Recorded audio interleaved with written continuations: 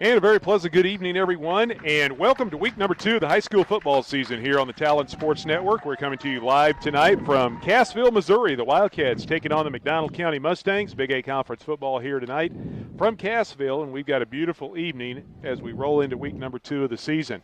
Sammy Clapper along with Jeremy Marple here alongside Todd Speakman, who's once again running the camera for us on CassvilleWebTV.com and on the Cassville YouTube. And we've got clear skies, a nice breeze coming out of the north-northeast. Temperatures got up into the low to mid-80s this afternoon, but not near the humidity that we were dealing with last week. And, of course, last week several places dealt with some rain and also some lightning strikes that delayed some games. Nobody's going to have that issue tonight. It's almost got a little bit of fall in the air, but we've still got a ways to go before we officially arrive at fall. This weekend, though, they're talking about some cool temperatures during the overnight, maybe getting down into the 40s. It's expected to get maybe down into the mid-50s tonight by the time we're through, and that will definitely be a treat for the players. The fans just grab a jacket or a blanket and enjoy some high school football. Well, week number 1, Cassville opened up on the road down at Seneca, taking on the defending Class 3 runner-up Indians. And Seneca jumped on top with 3 touchdowns in the first quarter, rolled to a 55-16 win, dropping Cassville to 0-1 on the season. Tough place to go opening weekend in a football season. The Indians, a pretty good football team, as we saw last week. Good opportunity for the Wildcats to play a team like that and learn from what they saw on the field and work on it this week and get ready for another team that had some postseason success last year and have really, tell you, this McDonald County team has in the last 5-6 years, they've really kind of turned that program around and really gotten a lot better as a football team. And tough game with them last year, and it'll be a tough one out here tonight. Yeah, they finally got some continuity at the coaching position. They went through a lot of head coaches there for a while, but Coach Kellen Hoover has been down there for several years now, and he's getting the kids to come out and play, and they're starting to have success down there in Anderson. We're going to jump right into the Mercy Hospital pregame show. Mercy Hospital, where your life is their life's work, and we'll talk about the Mustangs. A year ago, 8-5. Those 4 of those losses was to Seneca, Mount Vernon, Nevada, and Lamar, the top teams in the Big 8. All of those teams either won district championships or played for district championships. McDonald County did win a title, their first ever district championship at football, and they went all the way to the quarterfinals before losing to Jeff City 31-28 in a dandy. It was a close game, as you pointed out, down in Anderson last year. 7-6, Mustangs leading by a single point at halftime, but they pulled away and won 28-6, getting 3 second-half touchdowns with their running game. They had a great game last week at home against Lamar. Looked like Lamar was going to be pulling away in the second half, and then things got crazy in the fourth quarter. Mustangs threw a run at them, and Lamar held on for a 3-point, 32-29 win. Yeah, they showed a lot of guts last week, and to make that a game, came back, really fought hard in that second half, and we know what kind of football team Lamar trots out there. So to make it a 3-point game. They've got some skill going on out there. The Mustangs lost quite a bit off of last year's team, but they still have some guys back this year, skill at the skill positions that are going to be tough to deal with. Not quite as big up front as we've seen out of the Mustangs in the last 4 or 5 years. They've had some huge linemen, and they're a little bit smaller, but they still got plenty of size. But they got 2 bruising running backs coming out of the backfield, Jarrett McCool and Melosi Sosif. Those 2 guys are a load to hang on to. They really are. And it kind of like the backs last week at Seneca. Big lower halves, big thighs, big legs, and you just bounce off of those guys. And they're just you got a gang tackle to bring these guys down. They did lose their quarterback from a year ago and one of their top receivers. Don't know. I didn't get a complete scouting report if they threw the ball much against Lamar, but I know they ran the ball a lot against the Lamar Tigers. So they use those big running backs and that big offensive line to try to get a lot of work done. And if you've got the horses, that's what Big 8 football is all about. Try to pound it at somebody and say, hey, you got to try to stop me. Well, it's the best way to control a football game. If you can run the football and move the chains and keep the clock moving, you can kind of set the pace of a football game. And, you want to be able to run the football. You want to be able to throw it too. But if you can't run the football, it sure makes things tough. Looking at the other games around the Big 8 tonight, Monette is the team that is not playing a conference game. They're on the road at Stratford. That one will be interesting. After Monette has gone to the passing game, Stratford likes to throw the ball a little bit as well, so we'll see if that turns into a shootout up there in Stratford tonight. Nevada is at Aurora. Nevada beat Monette last week. Aurora had that great Bell Bowl, losing by a single point to Mount Vernon, so the Tigers and the Hound Dogs over at Kelly Field. East Newton is at Lamar, and Mount Vernon at Seneca. A lot of folks will be watching on that one. Two teams that met for the district championship a year ago. Both teams won their respective half of the Big 8 a year ago. Of course, now there's no more divisions. Mount Vernon was the East Division winner, Seneca the West. Now everyone's thrown in together, and the Mountaineers travel down to Seneca to take on the Indians tonight. It'll be interesting. That one will be interesting depending on the health of the Mountaineers. If they've got their was a running back that was dinged up last week or going into last week. It was going into last week. Anyway, Yeah. if he's healthy, that'll make a difference. Yeah, because Dotson was kind of back there. Well, he was doing the bulk of it. The other guy that usually goes with him didn't play a whole lot. So we'll see. And turnovers plagued Mount Vernon as well. And that's anything, whatever level of football, you got to limit turnovers or it's going to be a long night. Oh for gosh, 100%. Well, we're going to continue on with the pregame and get things started with tonight's field condition report. What condition is your insurance in? Are you covered for the hazards of weather or losses unexpected? Call Security Insurance in Cassville at 847-8384. Field's in pretty good shape. I was visiting with the athletic director, Lance Parnell, before tonight's broadcast, and he said they fought with it all summer because they had a little bit of winter kill in the Bermuda, but they've worked hard all summer to get that grass back. There's one tiny little spot between the 30 and 35 on the south half that some of the grass is still a little thin, but for the most part, after that hard work all summer, the field is in really nice shape for tonight's home opener. Well, if you could have seen the photographs I saw of this field in those areas in June, it's a miracle that it looks the way it does. They've done a really nice job getting it to this point. Cassville, one of the few teams in the Big 8 that still has the natural grass, and it's a beautiful facility here at Wildcat Stadium, and the field is in great shape for tonight's home opener. Again, tonight's field condition report brought to you by Security Insurance in Cassville. Call 847-8384. We're going to step aside, let you hear from some of our sponsors from tonight's broadcast, and then be back with more of the Mercy Hospital pregame show. You're listening to Big 8 Conference Football here on the Talon Network.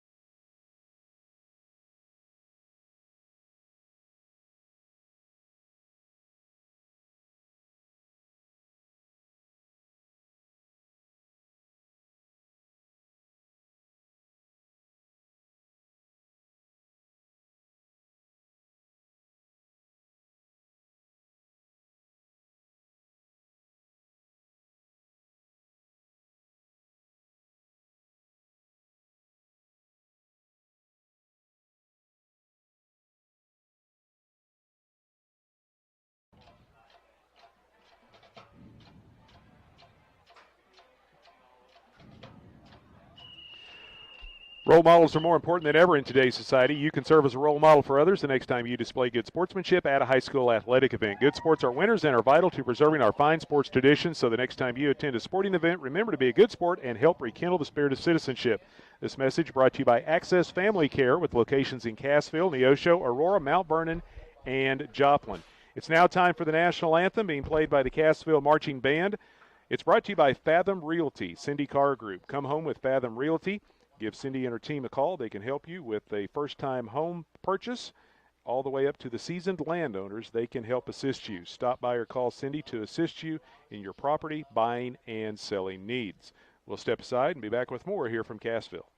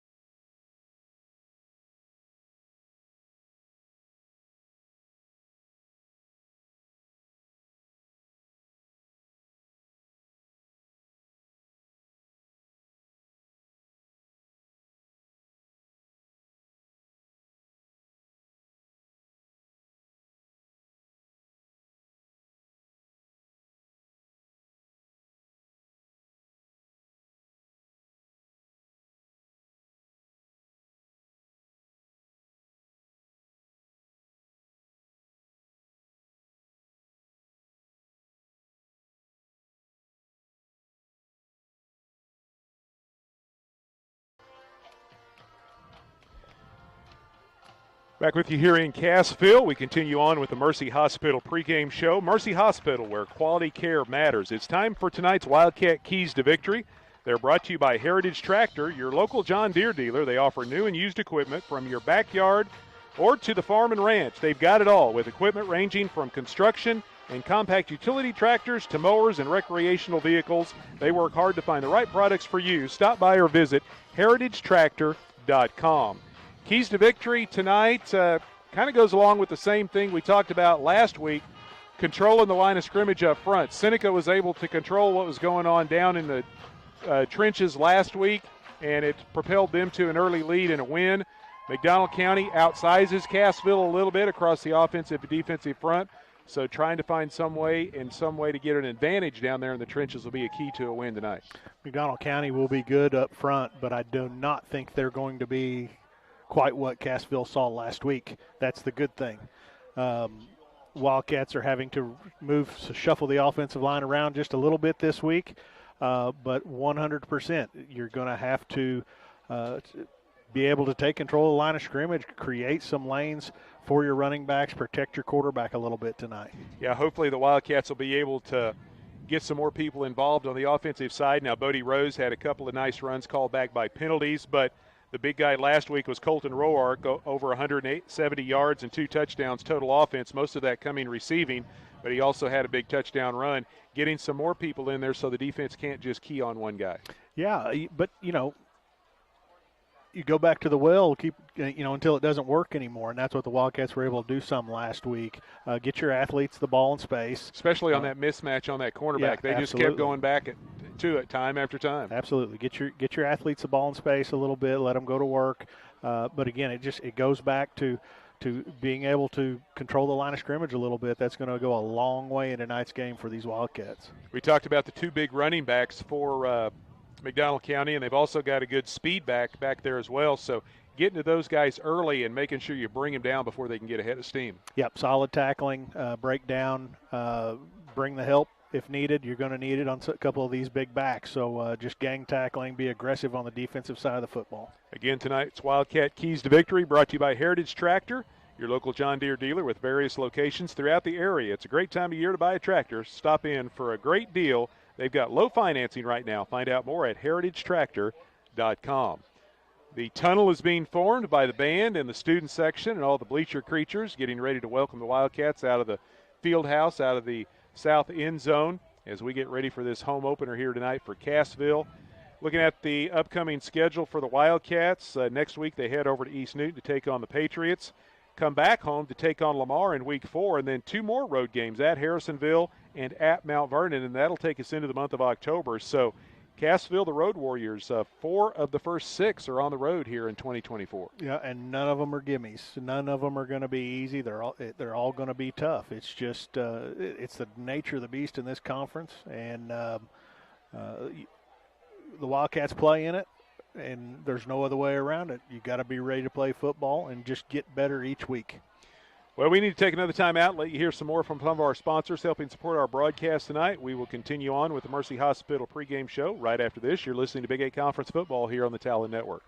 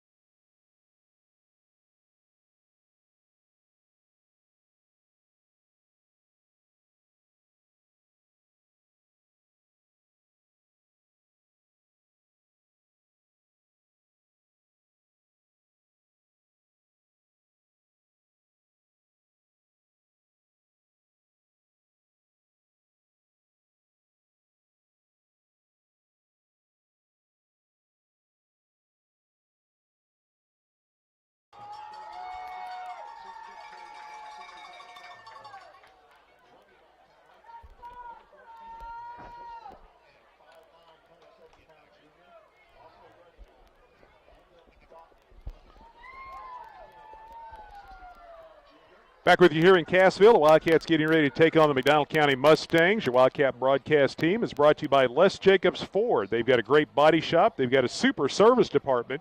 You can come by and call their parts manager and get factory Ford parts and accessories. Factory trained and certified at Les Jacobs Ford in Cassville. They're friendly and affordable. Find out more by going to lesjacobsfordcassville.com. The Wildcat starting lineup is brought to you by Fast Trip. They're located right there on Main Street in Cassville, 104 South Main. Great prices and friendly service is what you'll find at Fast Trip. Stop by today, locally owned by Mike and Anita Carr. There's been some changes to the Wildcats starting lineup tonight after some injuries last week. At quarterback, it'll still be Bodie Rose, though. He threw for 124 yards and a touchdown last week. He's a 5'10", 170 senior.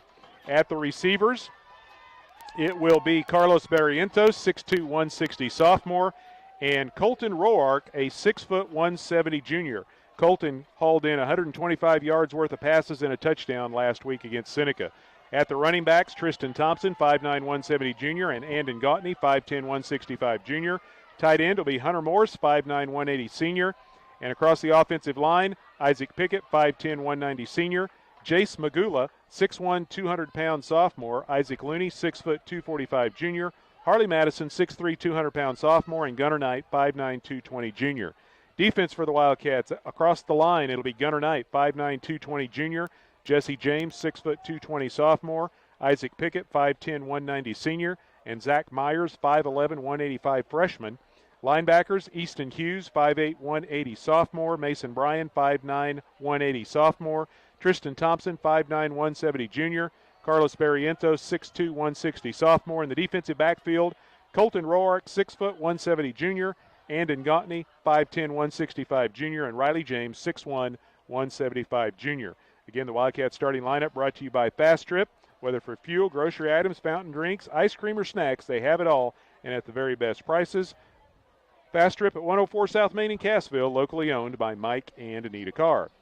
Cassville captains are going out to join the McDonald County coaching staff and captains to get ready for the coin toss. Kyle Bailey along with Hunter Morse, Bodie Rose, and Isaac Pickett, the team captains for the Wildcats. Coach Clay Wilde out there as well. Head coach for Cassville, he's joined by Kellen Hoover and the McDonald County Mustangs. Coach Hoover, the McDonald County head coach. The officials going over the preliminaries. Tonight's coin toss is brought to you by the Clark Center. They have offices in Berry, Lawrence, and Dade counties. Go to www.clarkmentalhealth.com to find the phone number for services in your area. Clark Community Mental Health Center, moving forward, improving lives and communities through compassion and care. Well, the shadows are starting to creep across the field here at Wildcat Stadium as the sun still shining on the hillside across the valley, but by the time we get ready to kick this one off here in a couple of minutes, shade will be over most of the field with the exception of a little spot in the north end zone. That north breeze is starting to settle down a little bit too. Yeah, the sun goes down. It's going to cool off pretty quick, I have a feeling. Yeah, you can feel that cool air kind of coming in our window right here. Feels pretty nice, actually. Well, McDonald County has won the toss. Nope, Cassville won and deferred. And Cassville will be kicking off to McDonald County to start tonight's football game. So the Mustangs will be going from our left to right as we look on here in the first quarter. Tonight's first quarter brought to you by Michael's Hardware. They'll give you your to-do list, a game plan that's sure to be a winner. Michael's Hardware. Friendly folks, serious hardware. Just about ready to get this one underway. Big A conference battle between Cassville and McDonald County. The Mustangs are going to get the ball first as we get ready for the opening kickoff. Tonight's kickoff brought to you by Lane Stubblefield and Reese Nichols. From one Wildcat to another, Lane Stubblefield Realtor with Reese Nichols. Want to be your real estate agent? Check out all Lane has to offer at lane.reesenichols.com. It will be Brody Ressler dropping back deep for the Mustangs. Talented, speedy receiver returning from last year's club. He's their kick return man as well. And last Friday, the Wildcats did not try to kick the ball deep.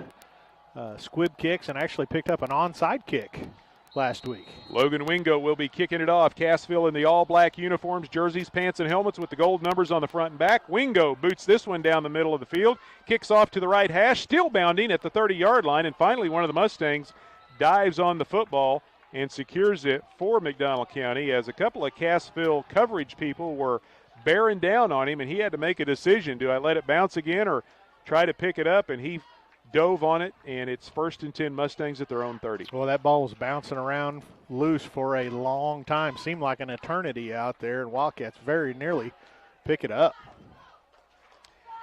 Anthony D'Amico is the quarterback, and he'll be flanked from the pistol by 2 running backs, one off of each hip. They've got twin receivers out to the left. The handoff goes to the second man through, and that was Adrian Short, 6'1", 160 senior.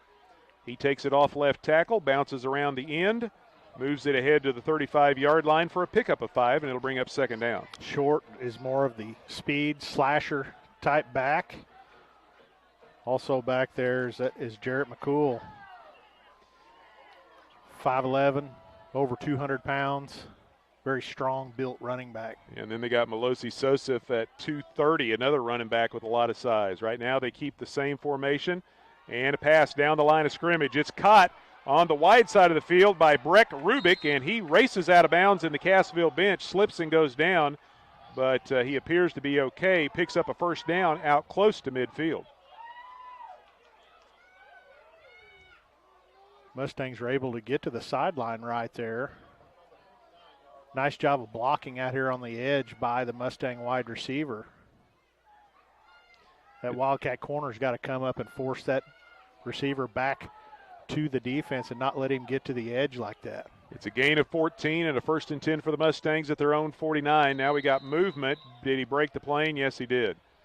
Man went in motion. The motion man for the Mustangs was Ryder Martin, but one of the Cassville defensive linemen jumped and he broke the plane, and it's going to be encroachment on the defense and give McDonald County a free 5 yards. We saw that a couple of times against the Wildcats last week. That'll move the ball into Cassville territory at the Wildcat 46. 1st and 5 now. D'Amico, left-handed quarterback, fires another one down the line of scrimmage. This time the pass is caught by Ryder Martin, and he quickly turns it upfield, takes it inside the 45. And is dropped down at the 44 after a short gain of only 2, and it'll bring up 2nd and 3. D'Amico, left-handed thrower, throws a pretty football, but it just kind of like he flicks it out there. Kind of a funky, even though he is left-handed, kind of a funky throwing motion out there, but he's got a good arm. Everybody bunched up on the left side of the field now for McDonald County. They got a receiver and a slot man and 2 running backs, and D'Amico's going to run it, and he's got a hole up the middle. He's got the 1st down, breaks the tackle at the 35. He's down the sidelines, 1 man to beat, and he finally gets knocked out of bounds over there on the far side, shoved out of play by Tristan Thompson. That kept him from taking it into the end zone. It'll be 1st and goal, Mustangs. Well, nice hustle by Thompson to force D'Amico out of play, but a really nice read in the backfield by D'Amico. Wildcats right there nearly blowing the play up, but D'Amico was able to pull it and take off through the line of scrimmage and was able to bounce his way through that Mustang sideline for a big gain. A gain of 34 yards, the ball right at the 10-yard line. D'Amico calls for the snap, a little bit of a delay this time. The handoff goes into the hands of the second man through, Ryder Martin. And Martin tries to fight his way behind that big offensive line around the left end. Cassville does a nice job of stringing it out and drops him after a gain of only 2.5 yards, and it'll bring up 2nd and goal. Yeah, off left side there. Nice job by that Wildcat defense in pursuit, making initial contact and forcing Martin towards that sideline. So 2nd and goal from just outside the 7. Early on here in the opening quarter, McDonald County trying to break on top. Cassville going to try to prevent that from happening. Mustangs reset, go unbalanced around to the right side. D'Amico calls for the ball. He rolls to the right. He's got a couple of receivers flooding the pattern. Now everyone's covered up, throws it out the back of the end zone, incomplete, and it'll bring up 3rd down. Yeah, good pressure right there by Easton Hughes coming up from his linebacker position, getting into the chest of D'Amico, forcing him to throw the football out of the back of the end zone. Well, big the Wildcats 3rd down play right here. Yep, the Wildcats have stopped them twice. They've got to do it 2 more times. Third and goal from just outside the 7. Martin and McCool in the backfield, along with D'Amico. They give the ball. Nope, they fake the handoff to Martin. D'Amico tucked it and run, and he got hammered right as he got to the line of scrimmage. He barely got his way back to the 7-yard line. It's going to bring up 4th down. Looked like Zach Myers, first man to him. For that linebacker position, shooting through the line of scrimmage, wrapping up the quarterback. And the Mustangs are going to try a field goal here. So McDonald County looking to get on the board. And it is blocked. The ball up in the air, and coming down with it is Colton Roark. A good surge up front, and the Mustangs are turned away, and we're still scoreless. Yeah, huge play. Looked like Roark's actually the one that blocked the kick and caught it on the way out of the air. He's brought down immediately, but huge play that time by this Wildcat defense. So a big stand, and Cassville's going to take over at their own 15-yard line.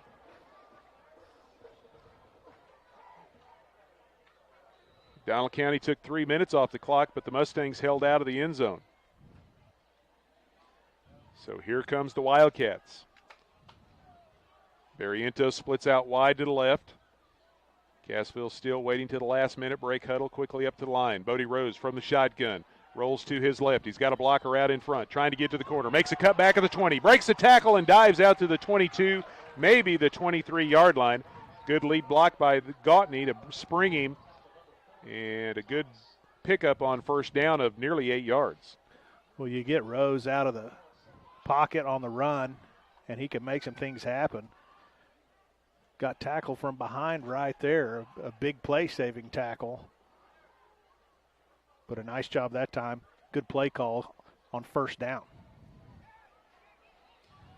So 2nd down and 2. Receivers right and left this time. Split backfield behind Rose. He's up under center. He's looking to throw. He's got a man down the middle of the field, and the ball is a little off the mark, and Colton Roark turned into a defensive player instead of a receiver, as he had to battle back there against Adrian Short, and the pass falls incomplete, and it'll bring up 3rd down. Well, the wind that is blowing right into the Wildcat offense face right now. The ball came out of Rose's hand a little bit funny and really sailed on him right there, but nice job there by Roark, as you said, kind of turned into defender. Incomplete pass. So big 3rd down play coming up here for Cassville at their own 23-yard line. 8 minutes left to go in the opening quarter. Rose fakes the handoff, going to run it himself, fights his way around right in and pushes out across the 25 to the 27, maybe the 28, and picks up the first down. Good surge by the offensive line as well. The Wildcat first down brought to you by Superior Metal. They're first in commercial and farm buildings. Call for a free quote at 888-364-9527. Right side of that offensive line got a push right there also. Again, Gautney leading the way for Rose. It's a gain of nearly 5 yards. 1st and 10 Cassville at their own 28. Under 8 minutes now left to go in the opening quarter. Scoreless contest up to this point. McDonald County bringing all 11 defenders up within 10 yards of the ball. Cassville trying to exploit it. Colton Roark breaks the tackle, drags one defender along for the ride out to the 45-yard line, and picks up another Cassville first down. Yeah, nice play right there. A little wrinkle Wildcats put in, a little jet sweep kind of play for them, and Roark takes it off the right side. Very physical run, nearly got away from that last Mustang defender, but a good hard run that time by Roark. A gain of 17. First down Cassville. It's brought to you by Superior Metal. They're first in color selection. Find them on Facebook or YouTube, or check out their gallery at superiormetalsalesinc.com. So the Wildcats have dug themselves out of a hole. They're out to their 45. Pass down the line of scrimmage. Caught by Barrientos. He's across the 50-yard line into McDonald County territory, down to the Mustang 48. Nice job. 2 wide receivers there near the Wildcat sideline, Roark and Barrientos. Barrientos gets it. Roark out lead blocking. One too many bodies out there, but Barrientos made a man miss. Had a nice gain there on first down. It's a gain of 7. It'll bring up 2nd down and a short 3 at McDonald County's 48-yard line. So each team on their opening drive have encroached into their opponent's side of the 50-yard line. McDonald County was turned away after taking it all the way down to the Cassville 7. We'll see what the Wildcats can do here. 2nd down and short. Handoff goes to Roark. Hit behind the line of scrimmage, trying to bounce off of that defender, but then too many white shirts come in to finish him off, and it's going to be a loss of about a half a yard and bring up third down. Yeah, Wildcats trying some power football off the left side right there, and we got a Wildcat down on the play. Hunter Morse favoring that leg a little bit. He's up, trying to limp it off a little bit. Jarrett McCool, defensive end for the Mustangs, really didn't let that play get going. Nowhere for Roark to go with the football. They got him listed at 205, but I think they're fudging a little bit on that. He looks bigger than that, sure does. Yes, he does. From his waist down, he's 205. He's got huge thighs. Yes. So a big third down play here. Cassville has converted their first third down opportunity. See what they can do here on third and short. And a handoff goes to Gottney. He's got the first down. He's inside the 40. Busts it loose all the way down to the McDonald County 35-yard line. Yeah, nice hard run by Gottney off the right side. Got into the secondary, lowered the shoulder, finished the run with authority. Good hard run there by Gottney. It's a gain of 14. Cassville moves the chains. The Wildcat first down brought to you by Superior Metal. They're first in all your farm building needs. Check them out online for examples of what they can custom build for you. SuperiorMetalSalesInc.com. Well, we hit the midway point of the first quarter, so they're going to take their mandatory water break. Tonight's broadcast team is brought to you by Les Jacobs Ford of Cassville. They promise you a relaxed and professional atmosphere to trade your vehicle. They won't play games. They always keep their word, and there are never any hidden fees. They'll treat you like family at Les Jacobs Ford. Find out more at LesJacobsFordCassville.com or drop by and visit with the crew at the junctions of 76, 86, and 37 in Cassville. First quarter brought to you by Michael's Hardware. Let them quarterback your project with the right tools and supplies for the job. Michael's, friendly folks, serious hardware. Fall is nearly upon us. We're just a couple of weeks away from the official start of fall, even though this weekend may feel a little fall-like temperatures moving in. But if you're getting ready to do some decorating, drop by Michael's. They've got all types of fall decorations, and we'll be getting more and more in as we move farther into the month of September. First and 10 Cassville at the McDonald County 35-yard line. 5:58 left to go here in the opening quarter. Roark and James, the two receivers, split right and left. They're looking to Roark's side. He's got one-on-one coverage, and the ball is batted away. Good defense over there by Breck Rubik as he got a hand in and knocked the ball loose. Got a flag in the backfield. And the fans are wanting a little taunting call out there. Rubik, nice play defending the football, got up, kind of made a gesture towards Roark, and they're going to go with the holding call against the Wildcats. And the flag is thrown about 3 yards behind the line of scrimmage, so that's going to be a costly penalty. Officially it goes down as 10, but in all actuality, a 13-yard penalty will move the ball all the way back out to the 45-yard line. And it'll be first and about 21 or 22 to go for Cassville. Yeah, that's the second time a Cassville defender has kind of let the Wildcat offensive player know that he did a good job keeping him from catching the football. So they've got to be careful about that because this officiating crew might not tolerate that much longer. Well, and Coach Weldy was just talking to the official that was standing 3 yards from the play. Want to know how he missed that. First in the bundle for Cassville. Snap goes back to Bodie Rose. Got a couple of blockers in front. Spins his way back inside the 40, down to about the 36 or 37. Got about half of the yardage needed, and it'll bring up second down and 11. A nice run there by Rose. Made a nice cut at the line of scrimmage. Nice job getting some of that penalty yardage back. They spot him just outside the 36, so a gain of 9. It'll bring up second down and 11. They've got to get inside the 25-yard line to pick up the first down. We're down to 5:15 left to play here in the opening quarter. Still no score. Unbalanced right. Bodie Rose with a couple of blockers in front. Makes a cutback at the line of scrimmage. Slips underneath the defender down to the 33-yard line. Picks up about 3 more yards, and it's going to bring up third down and long. Rose going off the right side, following Hunter Morse through that hole. Cut off his block to pick up a few yards right there. Wildcats 2 for 2 on third down conversion tries. This one a bit longer, though. Third down and 8 from the McDonald County 33. Closing in on 4.5 now left to play here in the opening quarter. Barrientos and Roark, the two receivers. Break the huddle. Rose under center. Takes the quick snap. Looks to Roark. He makes the catch. Spins away from the defender. Picks up a first down. Makes a man miss. 15, 10, 5. Touchdown, Cassville. Really nice play right there. Good throw by Rose. Nice route by Roark. Catches the football. Made 2 or 3 guys miss along the way to the end zone. Great athletic play there by Roark. We saw it last week. We're seeing a little bit more of it this week. Great play. The Wildcat touchdown brought to you by Willis Insurance. They're on the square in Cassville and in the Bridgeway Plaza in Shell Knob. Willis Insurance, your trusted choice insurance agent. And the extra point by Diego Aras is good. And Cassville, with 4:22 left to go in the opening quarter, takes the lead 7-0 over the Mustangs. The Wildcat extra point brought to you by Berry Electric Co-op. Internet speed in Berry County is spelled Gobeck. A 10-play, 85-yard drive that took just shy of 5 minutes off the clock. Ending in an explosive offensive play for a touchdown. Really great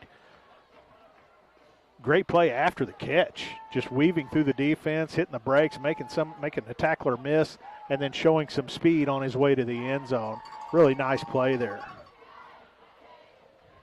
The Wildcats set to kick it away. Logan Wingo to tee it up. The Wildcat kickoff brought to you by Lane Stubblefield and Reese Nichols. They want to be your real estate agents. Check out Lane and see what they have to offer at lane.reesenichols.com. Brody Ressler drops back once again for the Mustangs, awaiting the kick of Wingo. So a great opening drive. They overcome a holding penalty and punched it in for the score. Line drive kick fielded between the 25 and the 30 by one of the up men. That's Axton Bateman. Bateman brings it all the way across the 50.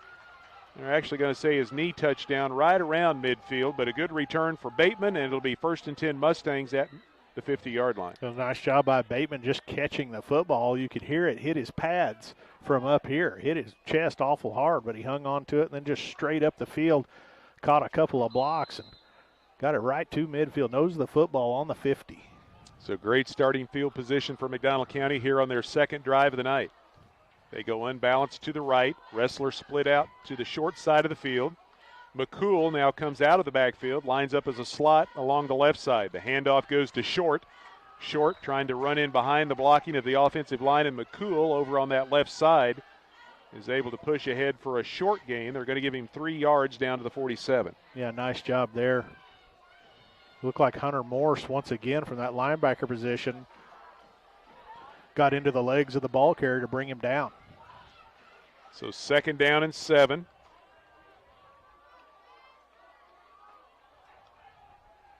D'Amico, delayed snap this time. He's going to keep it himself. Up the middle he goes. They fake the sweep and hope that somebody overcommits and leaves a lane, and D'Amico found that lane right there and took it all the way down to the 39 and picks up a 1st down. Yeah, they've run it a couple of times. D'Amico's done a nice job of reading it. Had a bigger gain the last time they ran it, but enough here to pick up a Mustang 1st down. They needed 7, they got 8. They'll move the chains. D'Amico already 42 yards on 3 carries. 1st and 10 at the Cassville 39.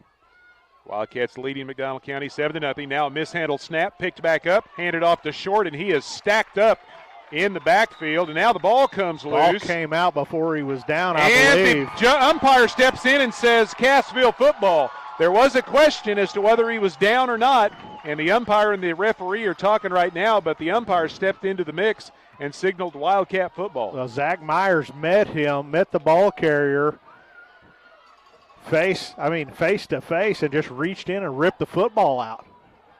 And it was well before the ball carrier hit the ground. Really nice job that time by Myers. So Cassville's going to take over at their own 39, leading 7-0. First turnover of the night, a fumble against the Mustangs. We've got Hunter Morse now going wide to the right. Roark and Barrientos split out wide to the left. Split backfield behind Bodie Rose, and he'll pitch the ball back to Thompson, who gives it to Barrientos, the halfback option, trying to go to Roark, up between 2 defenders, and he makes the catch, and a penalty flag is thrown after the play. What a catch by Roark in all kinds of traffic. down near the 30-yard line. We got another flag way back on the other side of the field, so laundry all over the place, and we'll see what it's all about. A little reverse pass. Again, throwing into this wind, the ball hung up. Roark able to go up in space. They're going to call a pass interference. Roark able to come down with the football even with the pass interference, but we'll see what the other flag was. And they are they're declining the other, they picked up the other flag. They're going with the pass interference, or the reception, declining the penalties. So they spot it down at the 30-yard line. It'll be a first down for Cassville. The first down brought to you by Superior Metal Sales. Find them online at superiormetalsalesinc.com. That penalty against the Mustangs brought to you by the Rib Steakhouse. They're the area's go-to for the best steaks, barbecue, fish, chicken, and more. They're open Wednesday through Saturday, 3 to 9, with specials every night at the Rib. So a big catch by Roark. They hand the ball off to Gautney. Gautney with a nice cutback. Drags a tackler along inside the 25 down to about the 24. Good strong run by Andon Gautney. Yeah, once again, Gautney running the football very hard. Off right tackle once again, stuck his right foot in the ground, downhill he went. Got behind those pads and finished the run off once again with authority. So second down and about 4 yards to go after the gain of 6. The ball at the McDonald County 24. We're down to 2 minutes left to play in quarter number 1. Cassville leading 7-0. Bodie Rose gives the ball to Thompson this time. Slides by the first man, which was J.P. Clarkson, but the second defender was there to drop him after a gain of only 2 down to the 22. That brings up a 3rd and maybe 2 right here. Wildcats sending the receivers out of the huddle early and then huddling up maybe 2.5 yards, 3 yards from the football. As soon as the receivers get set out there, they break the huddle and go up and nearly immediately snap the football. Yeah, it's all to keep the defense from getting a good look at your formation. Backside handoff goes to Gautney, and he fights it straight ahead inside the 20, pushes forward down to close to the 18, and has a Wildcat first down. How about the push of this offensive line tonight, Sammy? We didn't see a whole lot of it last week. Tonight, we're seeing a nice push out of those guys up front. It's a gain of 3. First down, Cassville. The Wildcat first down brought to you by Superior Metal. They're first in all your farm building needs. Find out more at superiormetalsalesinc.com.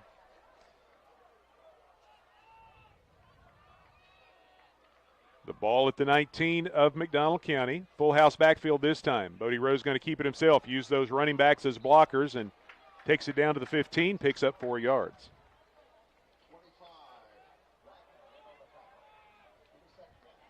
We're down to a minute left to play here in the opening quarter. Again, tonight's first quarter brought to you by Michael's Hardware. They're located at 186 Sale Barn Road in Cassville. For your project questions, call Michael's. Friendly folks, serious hardware.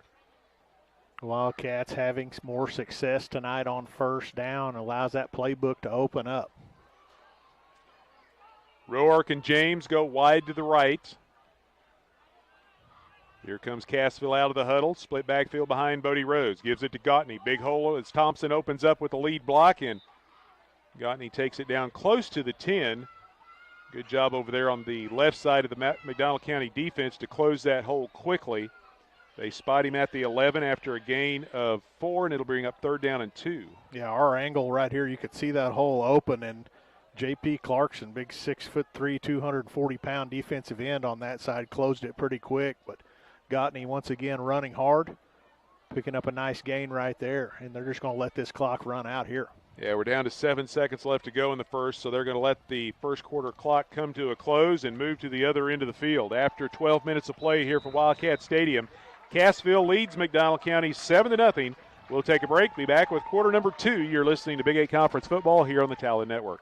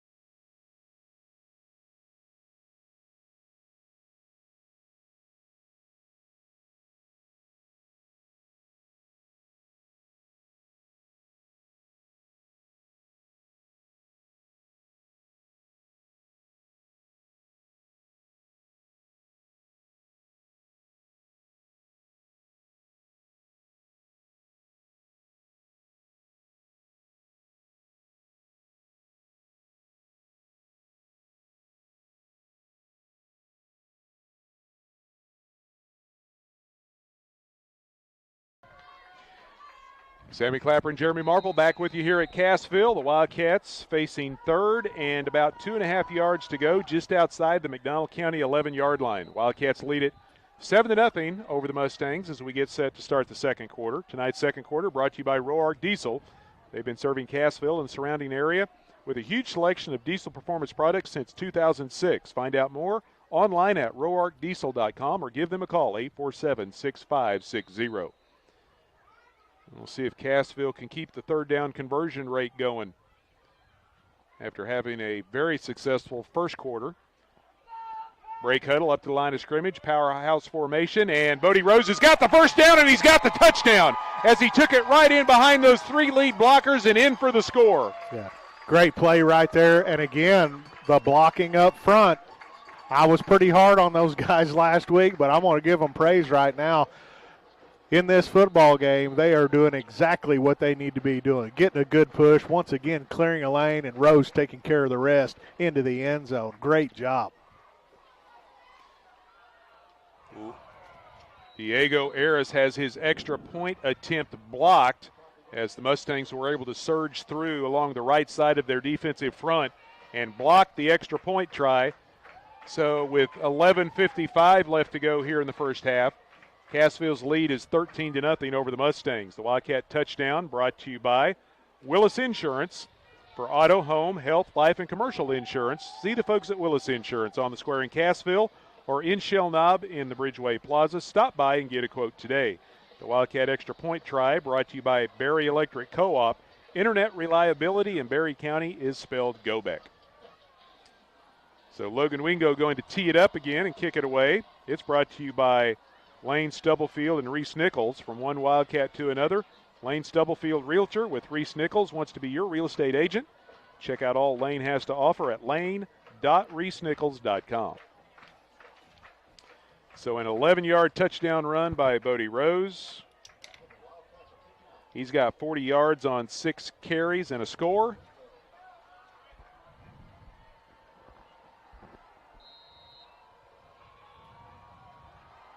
And now Wingo to boot it down the left hash. Goes over the head this time of Bateman and picked up way back inside the 10 by Ressler, and he's going to bring it out of there. Trying to reverse his field. He's hit at the 10-yard line. Good open field one-on-one tackle that time made by Mason Bryan. And McDonald County's going to start deep in their own territory. Yeah, great pursuit that time. Nice kick that time by Wingo. Got it over that up man, and that ball was on the ground a long time and allowed that coverage unit to fly down the field and make a big play. So the Mustangs trailing 13-0 now early on here in quarter number 2. They've had the ball twice. They've had a blocked field goal and a fumble on their first 2 possessions. This possession number 3 here in the first half. D'Amico readjusts, pushes one of the running backs out to the flanker position. Handoff goes to the second man through, and he breaks a tackle, still on his feet, rumbles his way out across the 20 to the 25-yard line, and that's a new ball carrier. Vince James, 5'10", 190 pounds, and he goes rumbling for a McDonald County first down. Yeah, built like a bowling ball out there, got through that right side of that offensive line and just bounced off a couple of Wildcat defenders. It's a pickup of 15 for James on his first carry of the night. D'Amico gives it to him again. Here he comes, and this time Cassville wraps him up. Black shirts all over him right as he gets to the line of scrimmage. No gain, 2nd down and 10. Yeah, first man there is Pickett. That defensive line position shed his block, got right around the waist of the ball carrier to bring him down. Nice play. Clock rolling down to 11 minutes to go before halftime. Cassville leading 13-0. Early on here in quarter number 2, McDonald County 2nd down and 10. D'Amico gives the ball this time to Short. Adrian Short tries the short side of the field, and again, good pursuit by the Cassville defense. And another play going for no gain, and it's going to bring up 3rd and 10. Yeah, 3rd and 10. Outside linebacker Easton Hughes right there. Nice read on the play. Came upfield, got around the waist of the ball carrier, and brought him down. Mustangs send trip receivers to the left and one lone man to the right. The only guy in the backfield with the quarterback, D'Amico, is Jarrett McCool.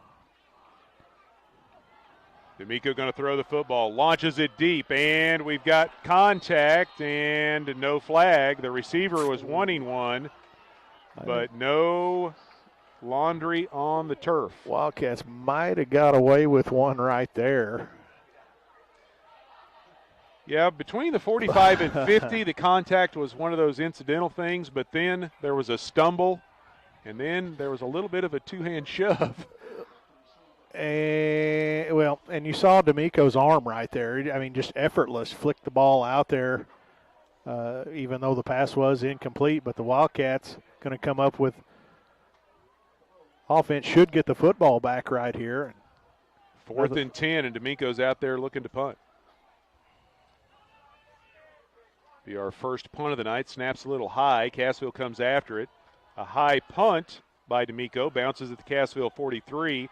Checks up after it goes across the 40, and Wrestler downs it at about the 38. The Wildcats are going to have some good field position to start this drive, up 13-0.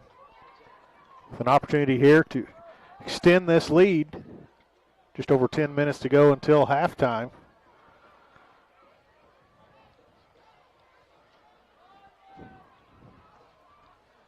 "36-yard kick, no return. 1st and 10, Cassville at their own 38-yard line.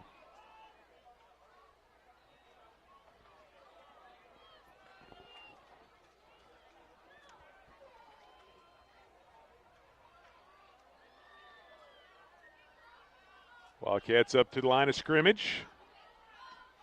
Bodie Rose this time from the shotgun. He's going to run behind the blocking of Gautney, and good job by McDonald County defense. They were ready for that one, and they chase him out of bounds into the Cassville sidelines. Just ran out of room right there. Thompson did a really nice job of getting his man turned so Rose could get around him and get to the edge. With the pursuit of this Mustang defense, arrived at that sideline about the time that Rose did, just wasn't quite able to get downfield. No gain on the play, 2nd down and 10. 10 minutes left to go here in the first half. Cassville leading 13-0. Rose this time up under center, split backfield, fakes the handoff to Thompson, quick dump pass, and it's caught by Roark, but he had to dive to catch it. The ball thrown a little bit behind him. It does go for positive yardage, but a short gain, and it'll bring up 3rd down. That's a long throw right there for Rose. Throwing from the near hash all the way across the field to to Roark. Threw it behind him, as you said, just a little bit. The ball was complete, but you think about how far he had to throw that football just to get it over there to him. Ball's in the air a long time. It's a gain of 3. It'll bring up 3rd down and 7 at the Wildcat 41.5-yard line. Twin receivers this time to the right side, wide side of the field. They pitch the ball back to Gautney. Gautney with a nice cutback, but sneaking in from the backside and making the tackle was Maddox Fegan, as he did a really nice job not getting fooled by the misdirection. It'll bring up 4th down, and Cassville, for the first time tonight, is going to have to punt the football. Yeah, Gautney saw and tried to put that foot in the ground and get downhill, but Fegan was able to get into his legs and bring him down. First time Cassville's been stopped tonight on 3rd down. They were 5 for 5 to start tonight's ball game. Bodie Rose with the punt. Here comes the Mustangs, and they got a piece of it. The ball bounces at the Cassville 48, takes a Wildcat hop across midfield, but McDonald County's going to get it at their own 42 or 43-yard line. The ball was tipped, came out fluttering, and the Mustangs were just getting away from it with the ball fluttering. You never know how it's going to bounce. And it did take a Wildcat bounce to pick up an extra 10 or 12 yards, but still McDonald County with good field position. You know, the snap took a while to get back to Rose. Typically when you see a long snap, it's spiraling like a pass. This snap was spiraling with the nose of the football pointed up and down, and just really took a little too long to get there. And Rose fortunate to get the punt off anyway. So the Mustangs on 1st down, get the ball into the hands of Ryder Martin, and he'll take it out to the 47-yard line for a pickup of 4 and bring up 2nd down and 6. Just a little quick hitter out here towards the Wildcat sideline.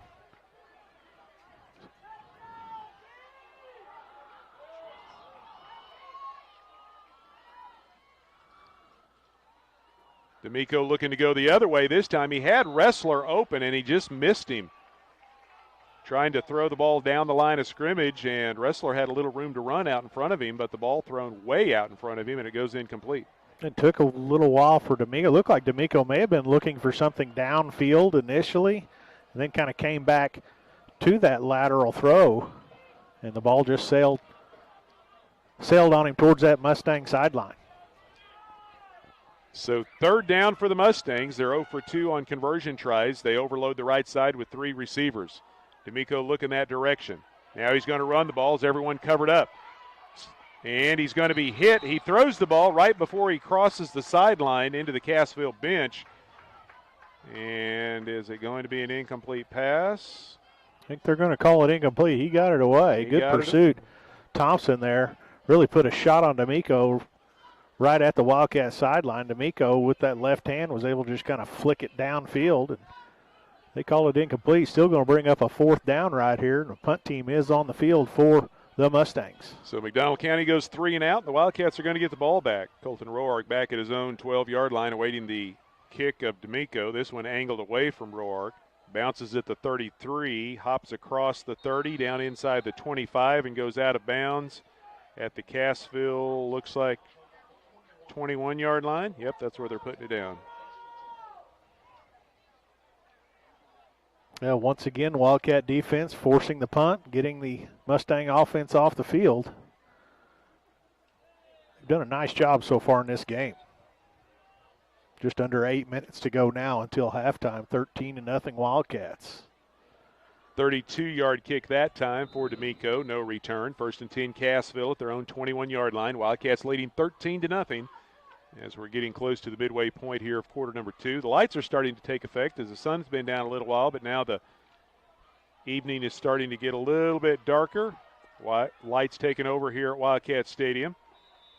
Good quick handoff right up the middle that time as Tristan Thompson gets the call and fights across the 25 out to the 26 and picks up nearly 5 yards, and it'll bring up 2nd down. Yeah, just right between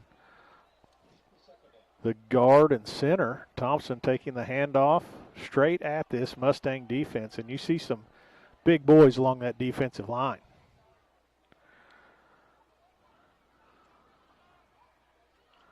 So here come the Wildcats coming out of the huddle, 2nd down and 5.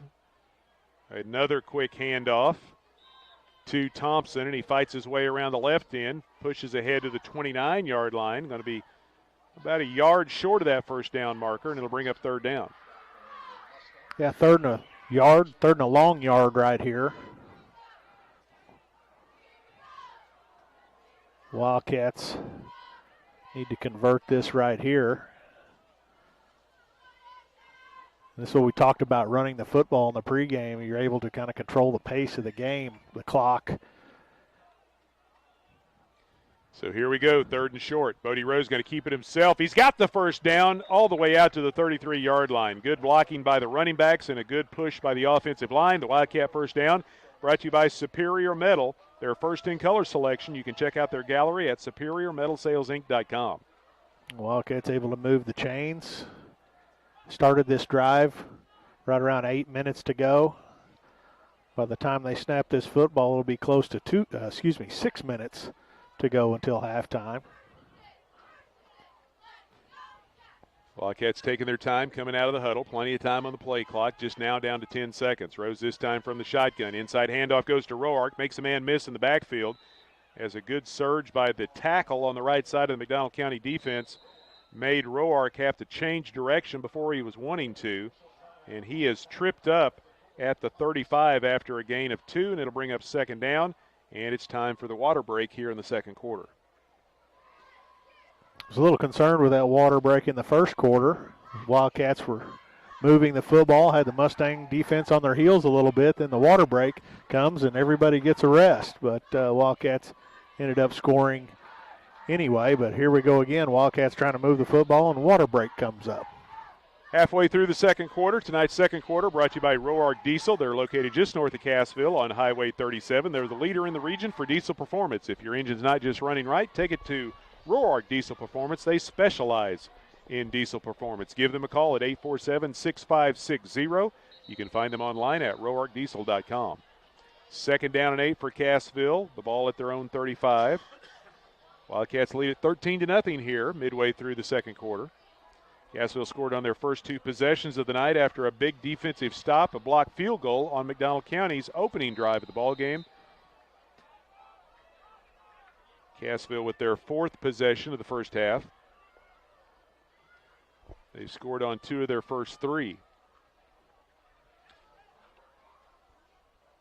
Bodie Rose gives it to the tailback, Gautney, and Gautney fights his way for extra yardage, still pushing the pile forward, and he pushes all the way out to the 42. Great second effort and power by the line and Andon Gautney, and it comes up very close to a first down. You think these offensive linemen were challenged a little bit this week in practice about their toughness? Well, let me tell you something. They're showing some toughness tonight. And that run like that is just shows you even more. They get the first down after it looked to be stopped about 2 yards short of the first down. That offensive line continued to push, and they pick up a first down. Second effort moves the chains. The Wildcat first down brought to you by Superior Metal. They're first in roofing. Look them up on Facebook or YouTube and call for a free quote at 888-364-9527. First and 10 Wildcats at their own 43, leading 13-0. This time Rose going to run the football and a flag comes out. We had some movement there in the backfield. Not sure if everybody got set, and it's going to be a procedure penalty against the Wildcats. The 3rd flag against Cassville tonight for a total of 20 yards. Yeah, trying to break that huddle and went a little too fast, and just a little movement looked to be in the backfield for that snap. Yeah, because they had the 3-back set behind Rose, and everyone trying to run up, and it's more of a cluster when you have that many guys in a small space, and everyone has to get in their own lane quickly and get set, and had a little bit of movement before the play got put into motion. So 4 wide receivers for the Wildcats right here. Backs him up to the 38. 3 to the right, 1 to the left, and Rose is going to run the football. Breaks a tackle, and he's got room. He's across the 50 into Mustang territory. Finally run out of bounds down around the McDonald County 40-yard line. Well, they overloaded the right side with 3 receivers. Rose ran it back to the left, found some open space, and picks up a first down. One of the things I like about the play call right there, they spread the defense out with all the wide receivers. That allowed Rose from that shotgun formation to pick a seam and hit it. He showed his great speed as he's able to bounce it out to the Mustang sideline. Big gainer right there. Gain of 22. First down, Cassville. The Wildcat first down brought to you by Superior Metal. Find them online at superiormetalsalesinc.com. 4:45 left to play before the half. Rose this time gives it to Gautney. Makes a cut back. Is hit at the 40 and dropped. Good tackle there once again by Fegan, as Gautney is able to move it ahead to the 38 for a gain of 2. Yeah, short gain there on first down, trying to go off right tackle. Fegan again making a nice play. So second down and long facing the Wildcats. Barrientos bringing the play in from the sideline. And he will head out to the right side, line up as a wideout. Roark going to join him out there to the right.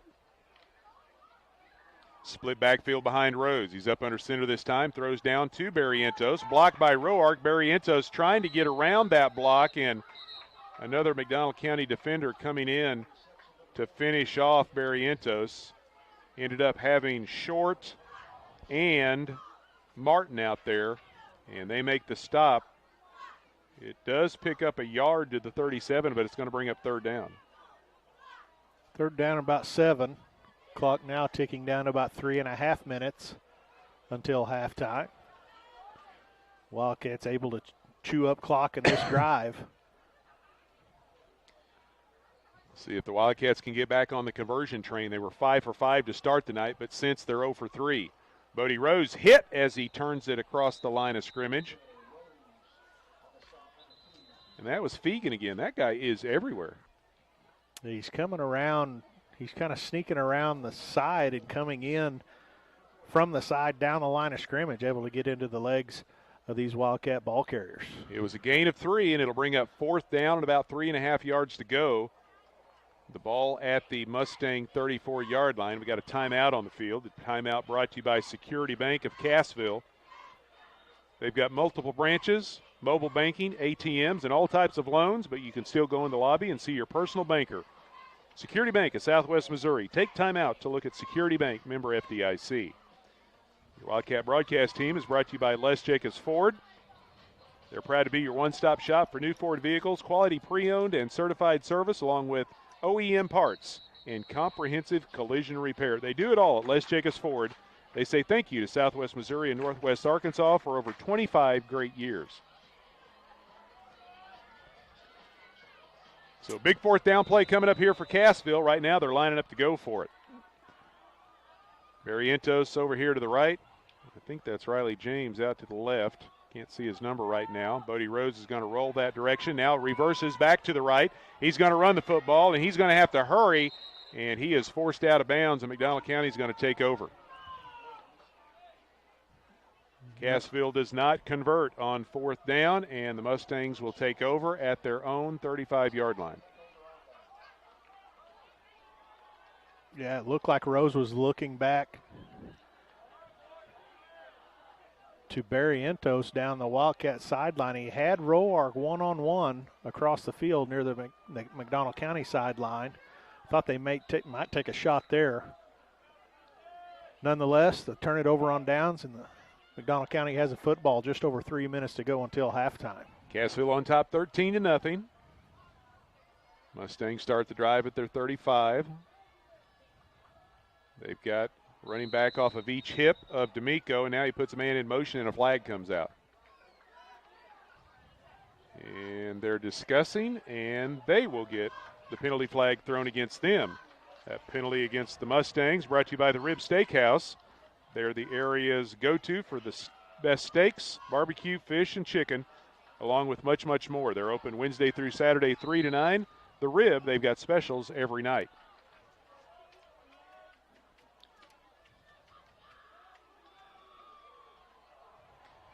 So that will back McDonald County up to their 30-yard line. And it'll be 1st and 15.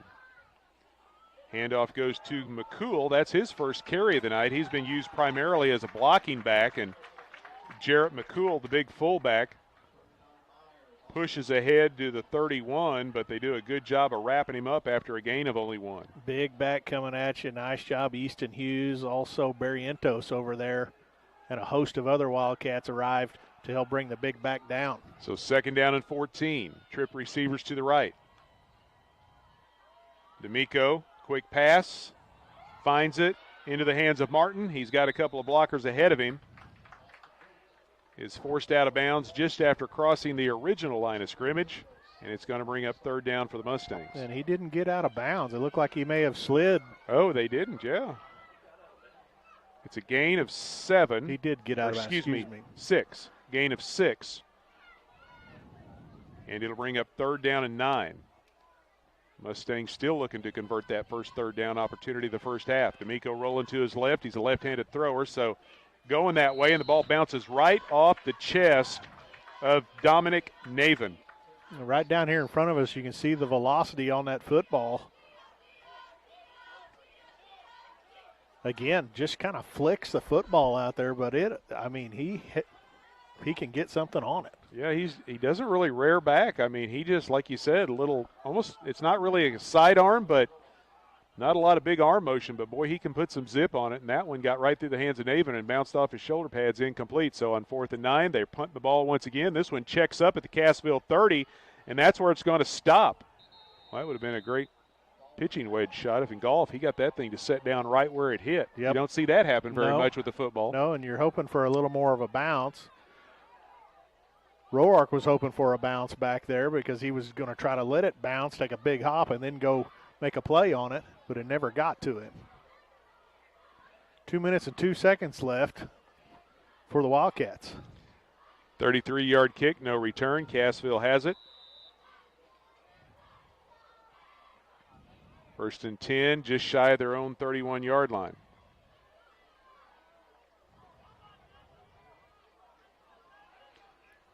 Three wide receivers coming out to the right, 1 to the left, 4 wide receiver set. Wildcats leading 13-0. Bodie Rose from the shotgun, rolls to his right. Pressure from behind. The pass is caught by Gautney. and he is tripped up at the 36-yard line after a gain of 5.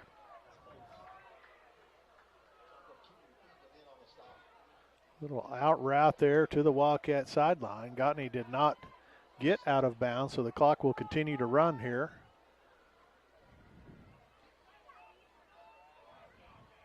Second down and 5 facing Cassville. We're down to 90 seconds left to go before halftime. Wildcats leading 13-0. Twin receivers to the right. Lone man out wide to the left. Rhodes is going to run, and he runs into a wall of white shirts. That time the big guys up front. Leading the way there was Max Spurgeon, 6'3", 280. And it drops Rose for a loss back at the 34. Yeah, they just brought too many bodies right there. Wildcats trying to spread the field. But the Mustangs kept some linebackers in there, and they just brought too many to block. So 3rd down and 8. Clock under a minute and counting. So Cassville with 3 men in the backfield. Rose is going to run the football. Starts to his right, makes a cutback, and again runs into a McDonald County defender. This time McCool in there along with Martin, and it's a pickup of 2 back to the 36. And McDonald County calls a timeout. Mustangs are going to call a timeout here, and Wildcats are going to bring the punt team on the field. 34 seconds to go here. Timeout on the field brought to you by Security Bank.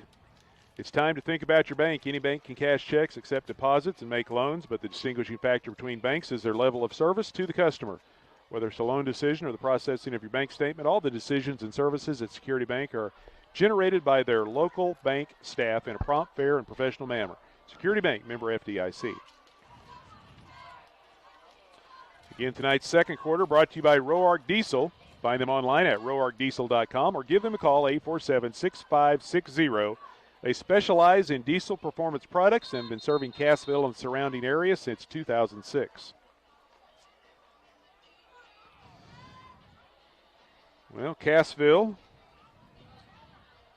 went for it on 4th down once and failed. This time facing 4th down at their own 36, going to be punting the football.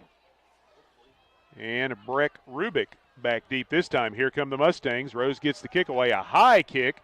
Takes Rubik all the way back to his 31-yard line. And he turns it up the sidelines. Good coverage by Cassville. Drops him before he can get back to the 40. Yeah, Chance Freed flying down the field. First man there. Made the hit and the tackle. Nice job. So with 29 seconds left to go before halftime, McDonald County takes over at their own 39.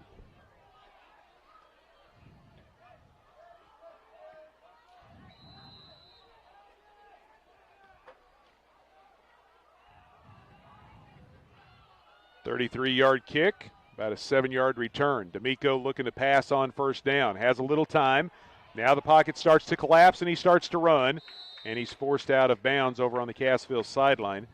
Good hustle that time by Zach Myers, as he was able to keep the pressure up on D'Amico and force him to scramble out of the pocket. He takes it out at the 44 after a gain of 5. Yeah, and a good coverage in the secondary there. Nowhere for D'Amico to go with that football. Wildcats only rushing 4 here. And D'Amico had 42 yards on his first 3 carries, and he hadn't carried again since until that run right there on the scramble. So 2nd down and 5, throwing across his body. He's got a man open. It's caught at the Cassville 46-yard line for a 1st down. The reception made over there by Naven, and the Mustangs move the chains. And it looks like Mustangs going to call a timeout here with 14 seconds. So it's a gain of 10, 1st down McDonald County. They've got the opportunity to run a couple of plays here. So we'll see what they want to do. Again, the timeout brought to you by Security Bank of Southwest Missouri. Every bank has debit cards and ATMs along with mobile banking, but at Security Bank of Exeter, Wheaton, and Cassville, you sit across from a neighbor and a decision maker. Security Bank, they've got all the newest banking features with the same hometown service, member FDIC.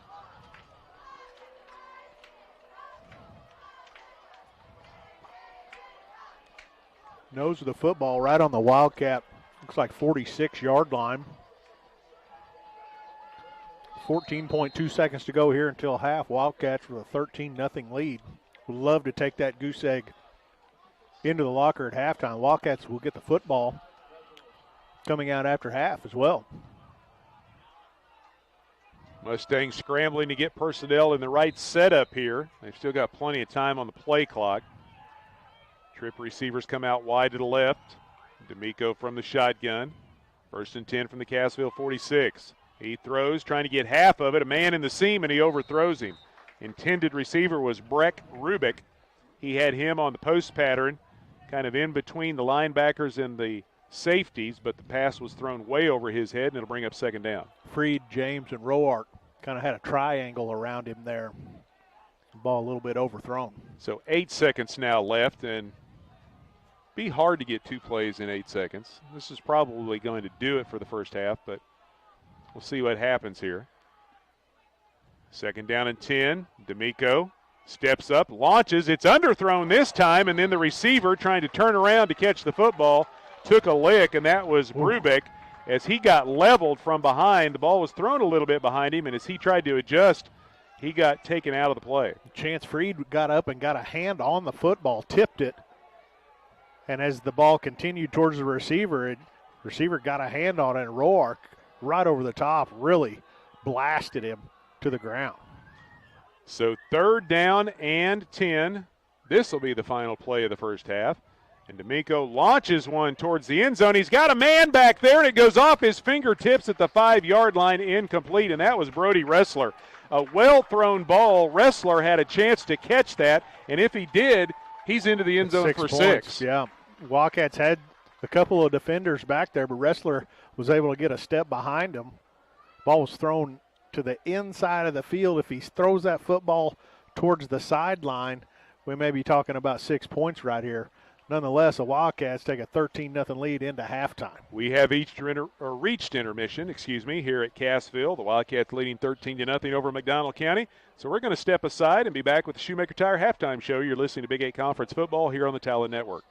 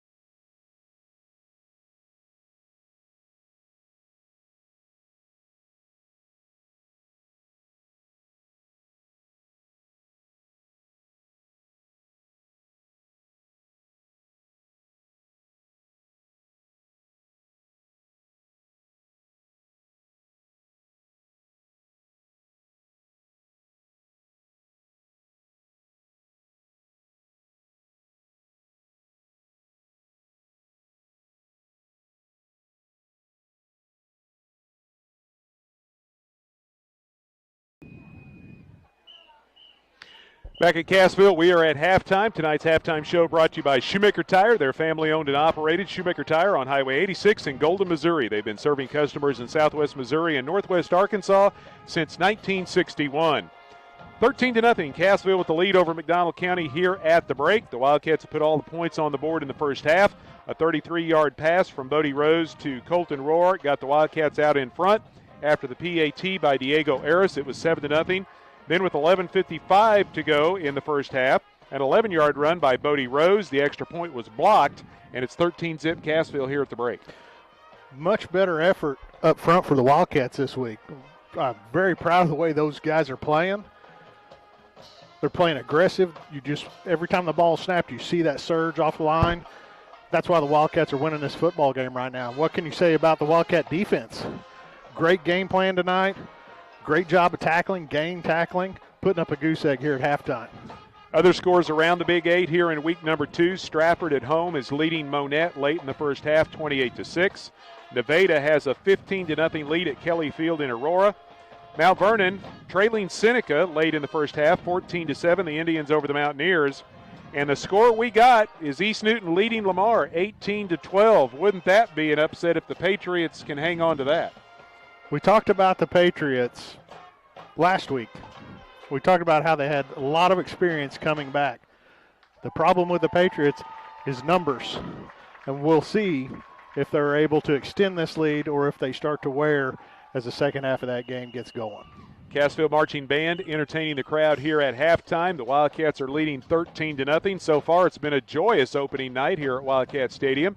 We'll see if the Wildcats can continue that momentum into the second half. We've still got a lot of halftime show left to go. The halftime brought to you by Shoemaker Tire. They've been a name you can count on for tires since 1961. Mark and the gang will have you up and running when you need a new set of tires in no time flat, or just when you have no time for a flat. Shoemaker Tire, Highway 86 in Golden, Missouri. You can also find them online at shoemakertire.com. 13-0 Cassville. You're listening to Big 8 Conference football here on the Talon Network.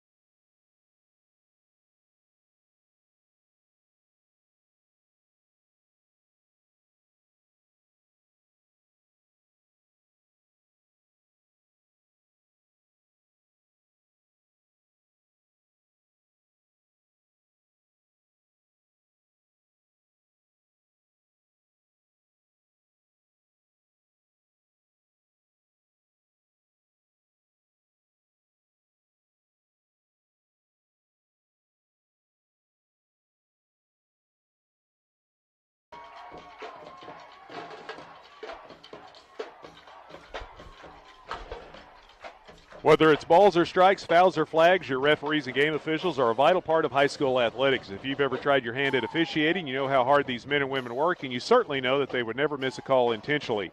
Keep these things in mind when you attend sporting events. After all, respecting officials and authority figures is one of the most valuable lessons that we can teach our students. This sportsmanship reminder has been brought to you by Access Family Care with locations in Cassville, Neosho, Aurora, Mount Vernon, and Joplin. We continue on with the Shoemaker Tire halftime show. Shoemaker Tire, over 50-plus years of taking care of their customers like no one else. Call Shoemaker Tire at 417-271-3490. Halftime score, Cassville leading McDonald County 13-0. The Wildcats over the Mustangs. Your Wildcat broadcast team is brought to you by Les Jacobs Ford. They're located at the junctions of 76, 86, and 37 in Cassville. You can also find them online at lesjacobsfordcassville.com. They finance what they sell at Les Jacobs Ford. They promise you a laid-back experience with competitive rates and no paperwork or document fees. Zero fees at Les Jacobs Ford on their financing, satisfaction guaranteed.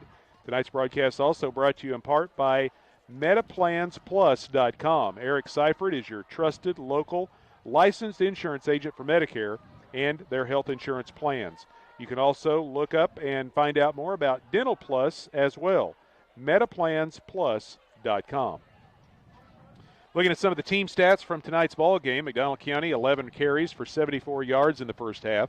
Mustangs completed 5 of 13 passes for 39 yards for a total of 113 yards of offense.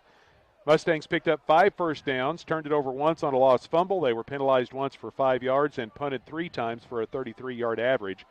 Cassville, 24 rushes for 134 yards on the ground, 5 of 6 through the air for 80 yards, one of those on the halfback option pass.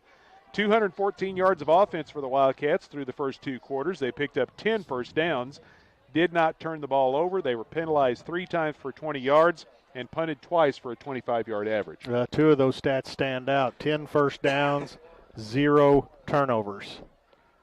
Really nice job offensively for these Wildcats. Looking at some of the individual numbers for McDonald County, their leading ball carrier is their quarterback, and I just lost his first name, Anthony D'Amico.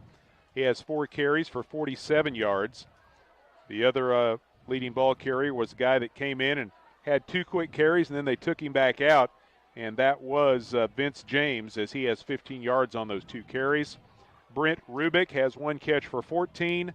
Also making a catch was Dominic Naven, good for 10 yards.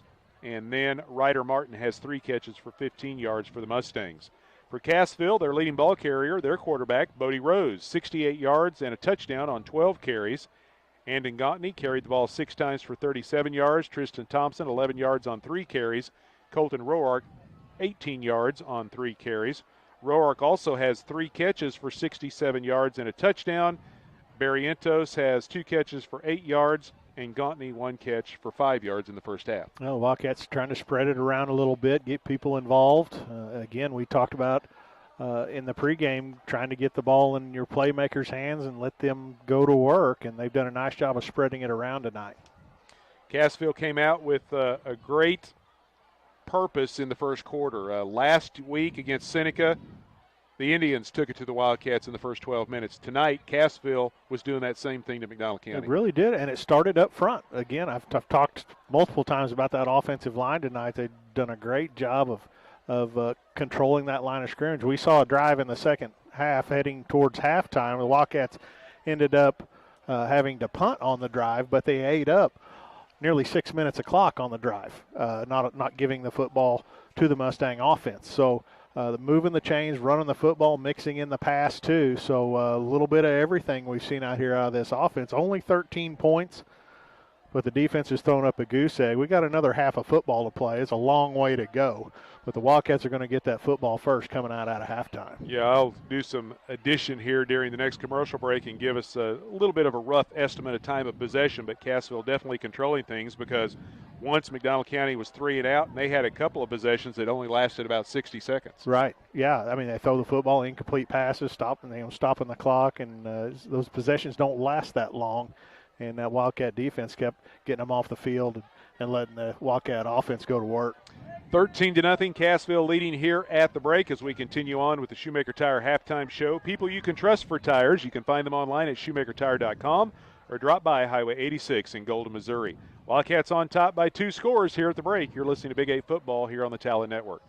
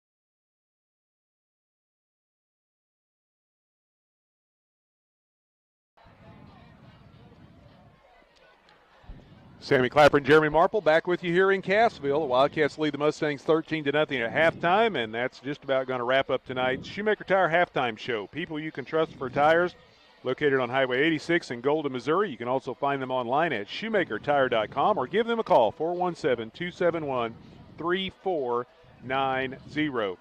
Did a little rough math there, and time of possession, Cassville had it for just about twice as long as McDonald County.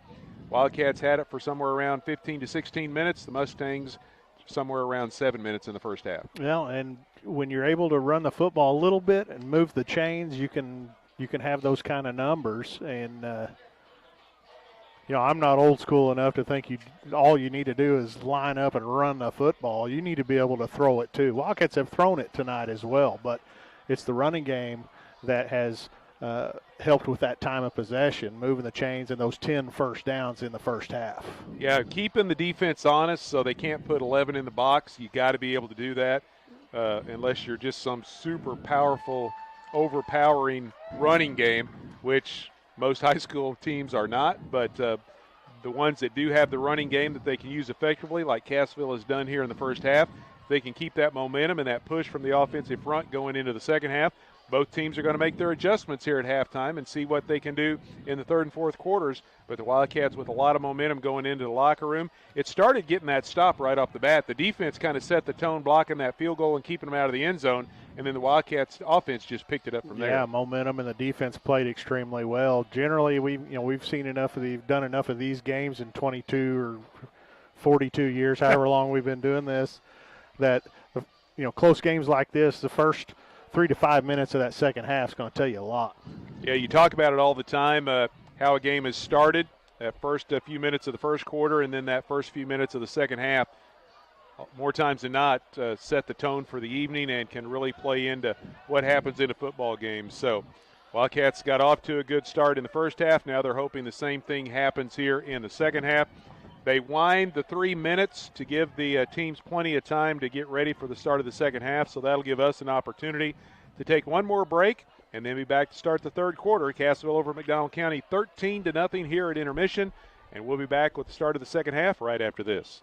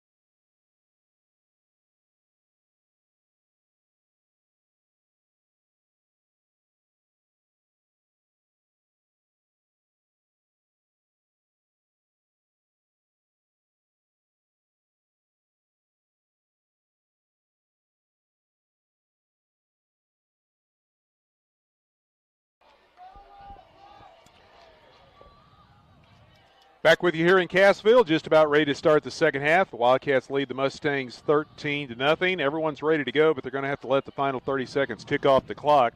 Tonight's third quarter brought to you by J&M Pallet Company, where with Nearly 20 years of experience. They specialize in new, used, and custom-built pallets. They're backing the Wildcats all the way, and God we trust is their motto at J&M Pallet Company. Phone 847-6732. Wildcats leading 13-0. They're going to get the football to start the second half, as McDonald County will be kicking it away. Watch the onside kick here. And he does a squib kick, scooped up between the 35 and the 40. That's all that they were doing in warm-ups, was squibbing the ball off the tee. And it was Jaron Stearns, I believe, that dove on that loose football. Kickoff was by Luis De La Cruz, and Cassville going to get the ball with good starting field position here in the third quarter at their own 40-yard line. Up 13-0. I think this is still a really important drive in this football game. The first series coming out after halftime.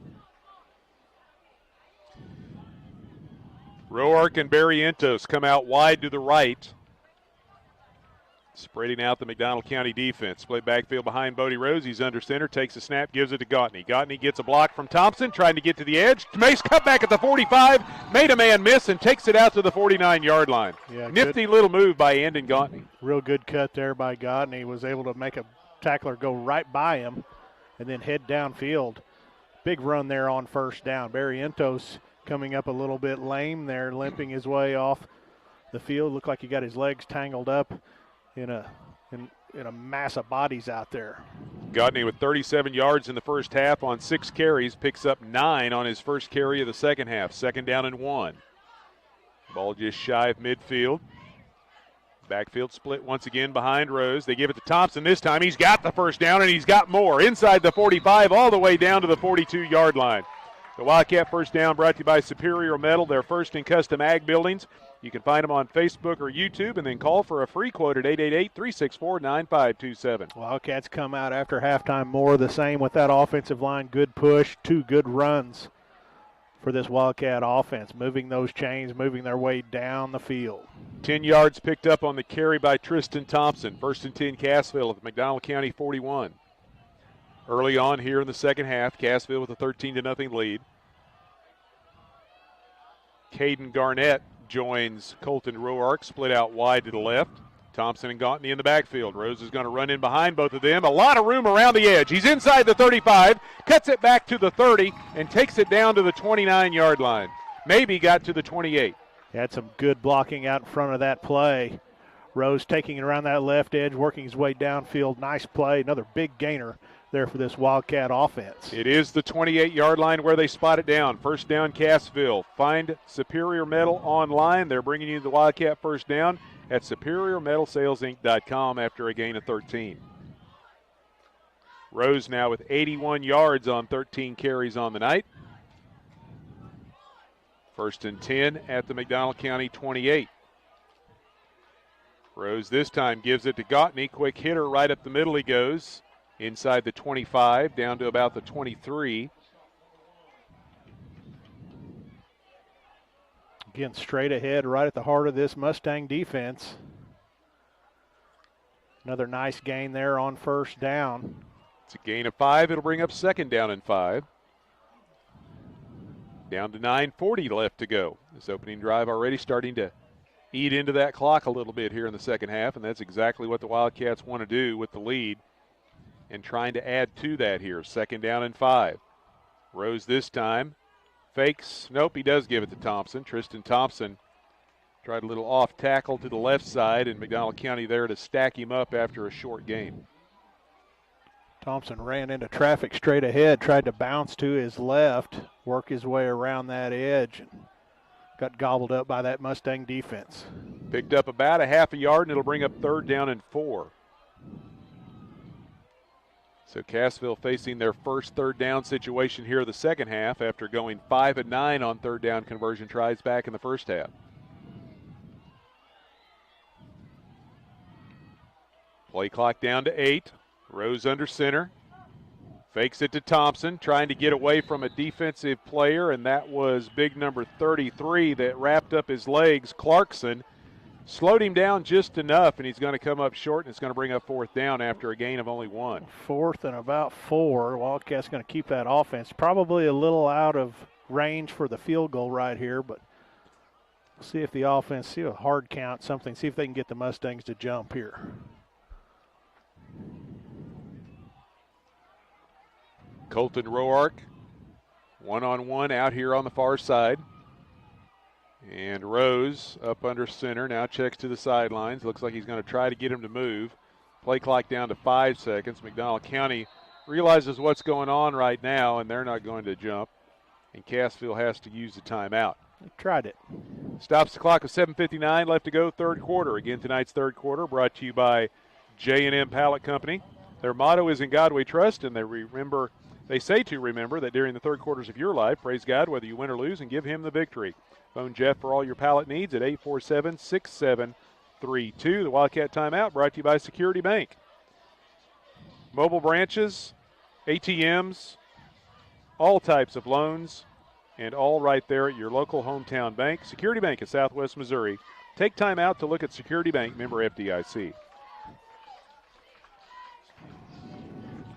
All right, fourth down and a long 3 to go. The ball's setting at the McDonald County 22.5-yard line.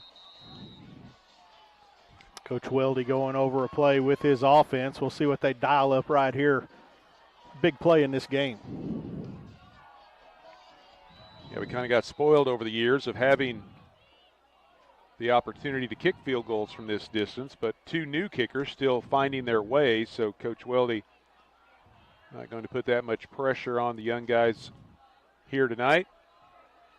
And they go for it. Rose fakes the handoff to Thompson, tries to get to the edge. He's got the 20, got the 15, and he takes it to the house.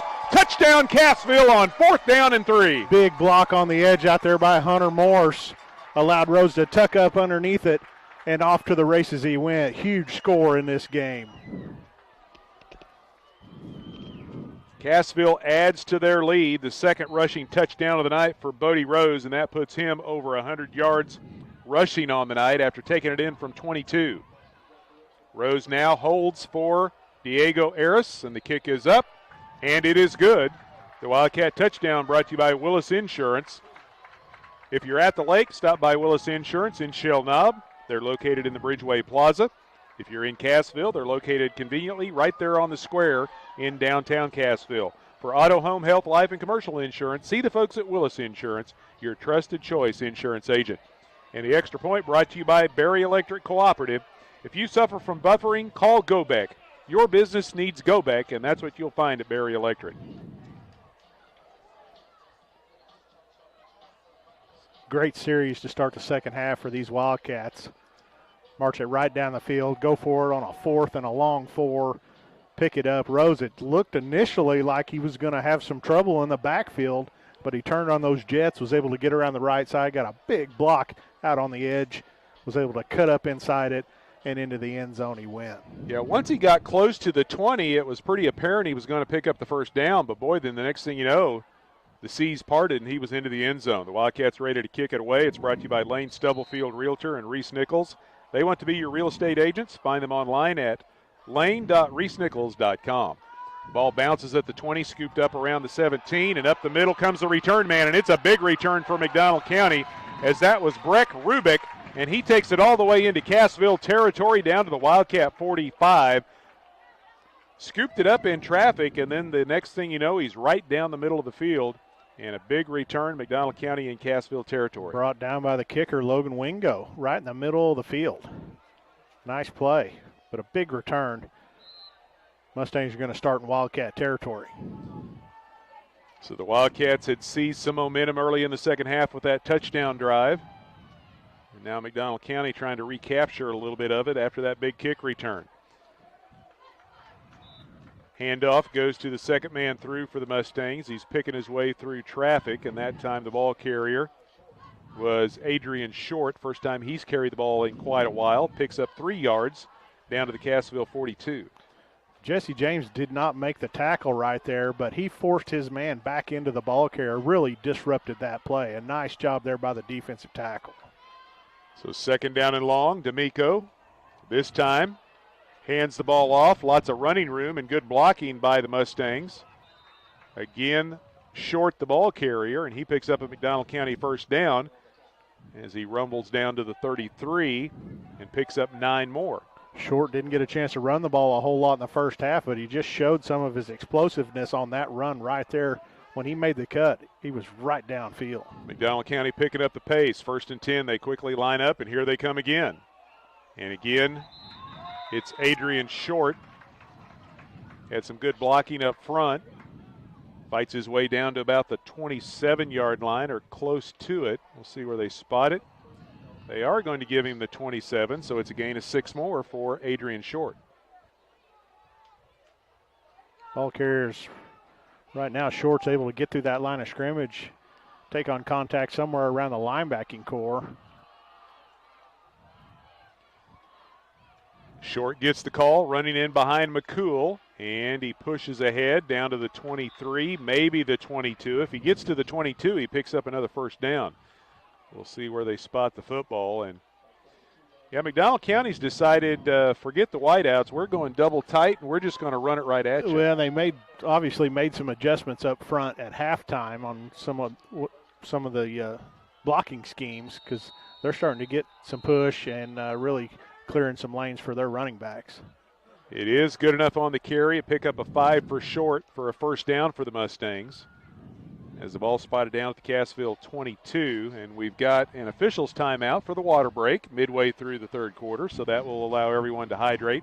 We've got a nice cool night tonight, so they don't have to worry about that, but as we stated last week, the new rules that were put in several years ago to allow players to hydrate and cool down a little bit during these early games in the season are effective through the first 3 weeks of the regular season, and then after we get past the first 3 weeks, then it's up to the officials each Friday night to determine if the weather conditions merit stopping the game midway through each quarter, or if the temperatures have cooled down enough to just play without the stoppages. But well, I talked about the water break in the 1st quarter. I didn't really care for it because the Wildcats had the football moving down the field. You're liking it a little more right now. This one came at a good time as the Mustangs are putting a drive together and give the chance for the Wildcats to catch their breath a little bit, kind of regroup over on the sideline. That's exactly right. 1st and 10, McDonald County at the Cassville 22.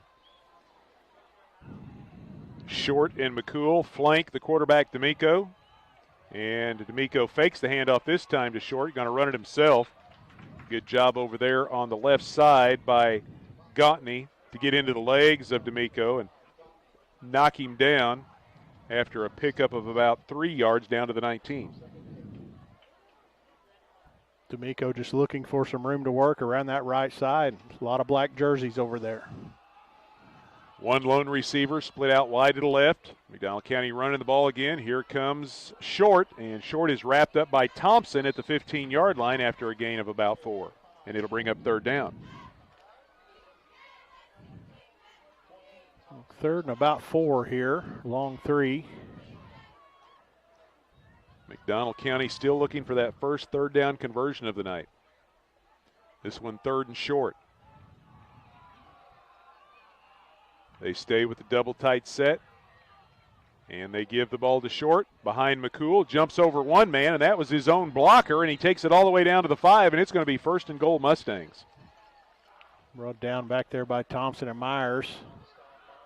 The Mustangs knocking on the door really for the first time tonight. Well, we saw this last week. It didn't happen until the 4th quarter last week against Lamar. Suddenly McDonald County kicked things in gear and started putting points up on the board. Like I say, second half, you got a lot of football game. You got to finish the game. Wildcat offense did their job. Now the defense time.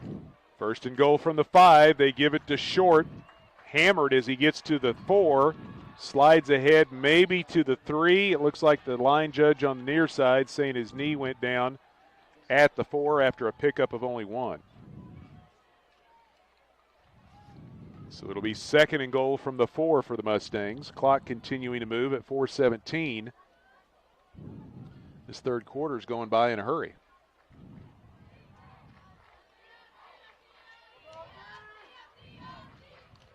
D'Amico calls for the ball. He's going to keep it himself this time. Waits for the blockers to develop up in front of him, and he stopped short of the goal line. One of the Cassville defenders trying to reach in and strip the ball away, and that was Ryder Martin, actually. He came in at quarterback instead of D'Amico. Ryder Martin getting the snap, and he takes it down to the 1, and it'll be 3rd and goal. Now the Mustangs have brought in 2 big backs, put them on either side of Martin right there. And it looks like Martin is staying in at quarterback. Must be the goal line quarterback. But again, two big backs on either side of it. McCool and James, 3rd and goal from the 1. Flank Martin, high snap. They give it to James, and James is hit behind the line of scrimmage and dropped for a loss of 1. Big play, Easton Hughes right there, knifing through that line of scrimmage, wrapping up the ball carrier in the backfield. Huge play. And it's going to bring up 4th down and goal. From about, looks like the two and a half yard line, maybe? 2 or 2.5, yep. They keep Martin flanked by McCool and James. And here they go again. They fake it this time to James. Martin looking to throw, and he's got the man open down the goal line. It's Brody Ressler, and he hauls it in for the touchdown. So on 4th and goal from the 2.5, the Mustangs get on the board. Both teams scoring on a 4th down play tonight. Yeah, that's a good play call right there. They've been trying to pound a football between the tackles, then a little play action, roll the quarterback out, wide open receiver in the end zone. So Brody Ressler, one of the leading receivers for McDonald County, gets his first catch of the night. Now the extra point by Rhett Keaton, and the kick is up, and it is good. And with 2:47 left to play in the 3rd quarter, McDonald County gets on the board. Cassville leads it 20-7. Again, really the first time the Mustangs have threatened to score other than the field goal attempt. First time in this game they've had an opportunity to get in the end zone, and took them 4 downs to do it, but they got in there. Well, the one positive to come out of that was they got the ball at Cassville's 45, and it took them 5 minutes to go that 45 yards. And right now the clock is the friend of Cassville if they can keep it working in their favor throughout the rest of this ball game. So now here we go again. You talked about it to start the second half. Got to be very aware of that onside kick once again. Bodie Rose will drop back to return this kick. Cassville on top 20-7 here. 2:47 left to go, 3rd quarter.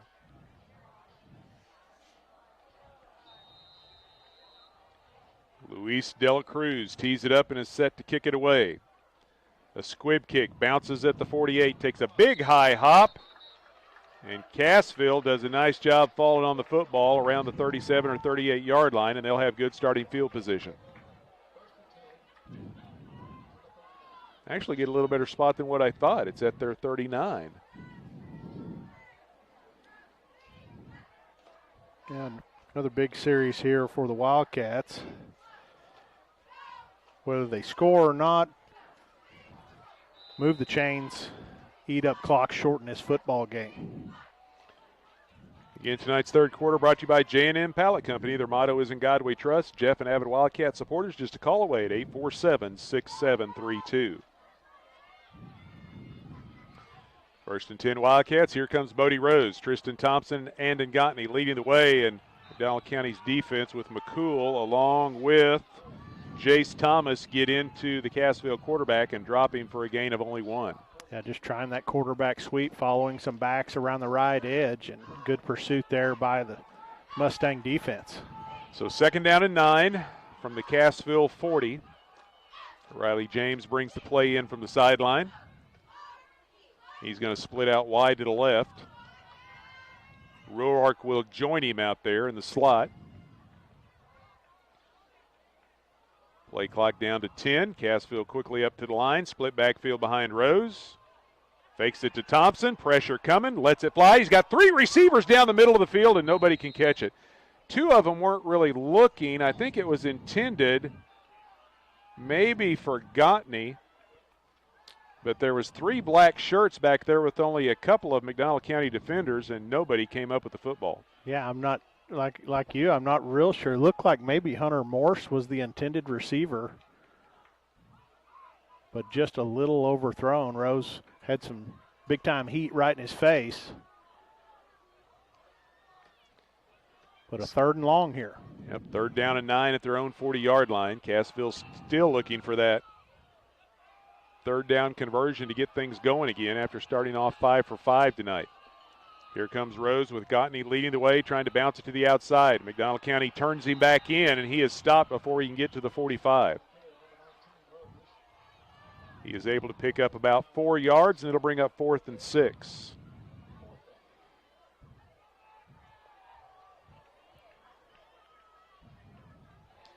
We're down to 1:35 left to play here in the third quarter.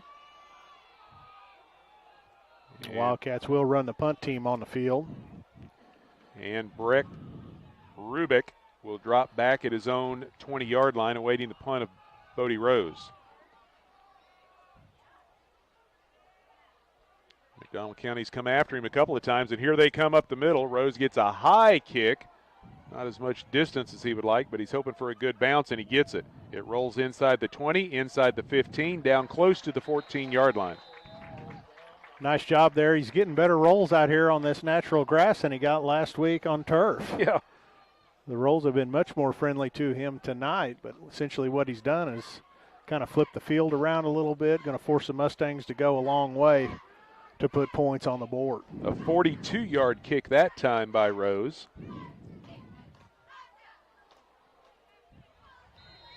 No return, and it's 1st and 10 McDonald County at their own 14-yard line. Cassville with a 20-7 lead. D'Amico back in there at quarterback. Hands it off, and Cassville's defense is there to meet the challenge. 2 defenders all over the ball carrier, Martin. Yeah, good job there. Ricky Norris, also Pickett on the play.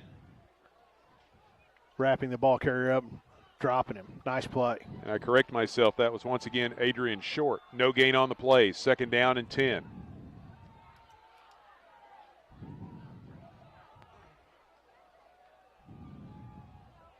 D'Amico gives it to Short again. This time he's got a hole. Runs in behind McCool and takes it across the 25 out to the 23. The offensive line opened up a huge hole that time, and he had Jarrett McCool leading the way. Good yardage picked up on 2nd down and long, and it'll bring up a 3rd down and short for the Mustangs at their own 23-yard line. Yeah, nice vision there by Short, too, making a nice cut to gain a couple of extra yards. Big 3rd down right here. And we've got whistles before the snap of the football as the clock expires here in the third quarter. We've played 3 at Cassville. The Wildcats lead the Mustangs 20-7 as we head to the fourth quarter. We'll step aside and be back with the final 12 minutes. You're listening to Big 8 Football here on the Talon Network.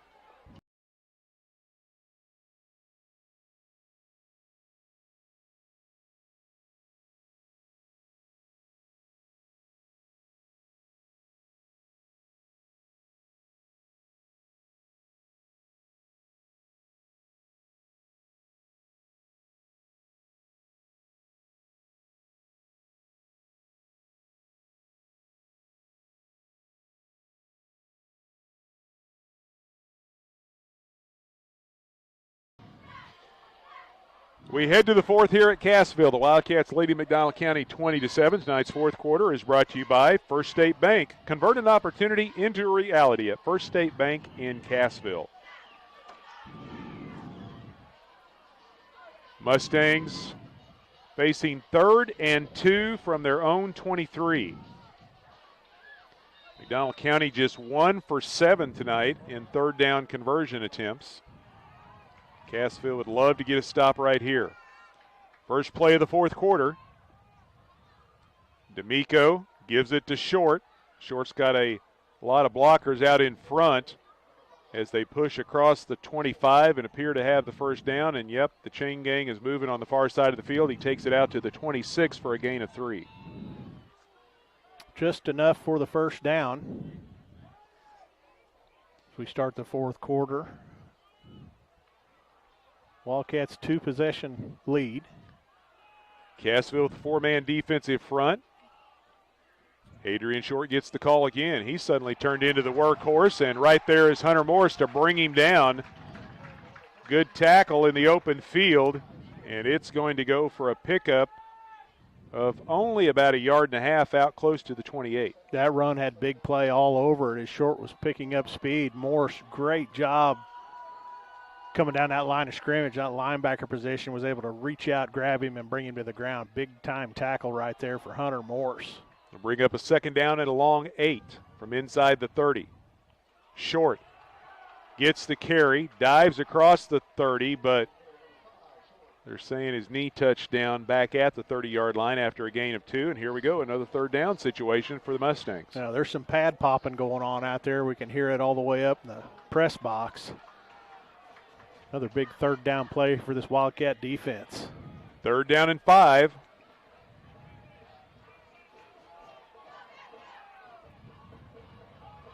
Both teams checking to the sidelines, getting the play call.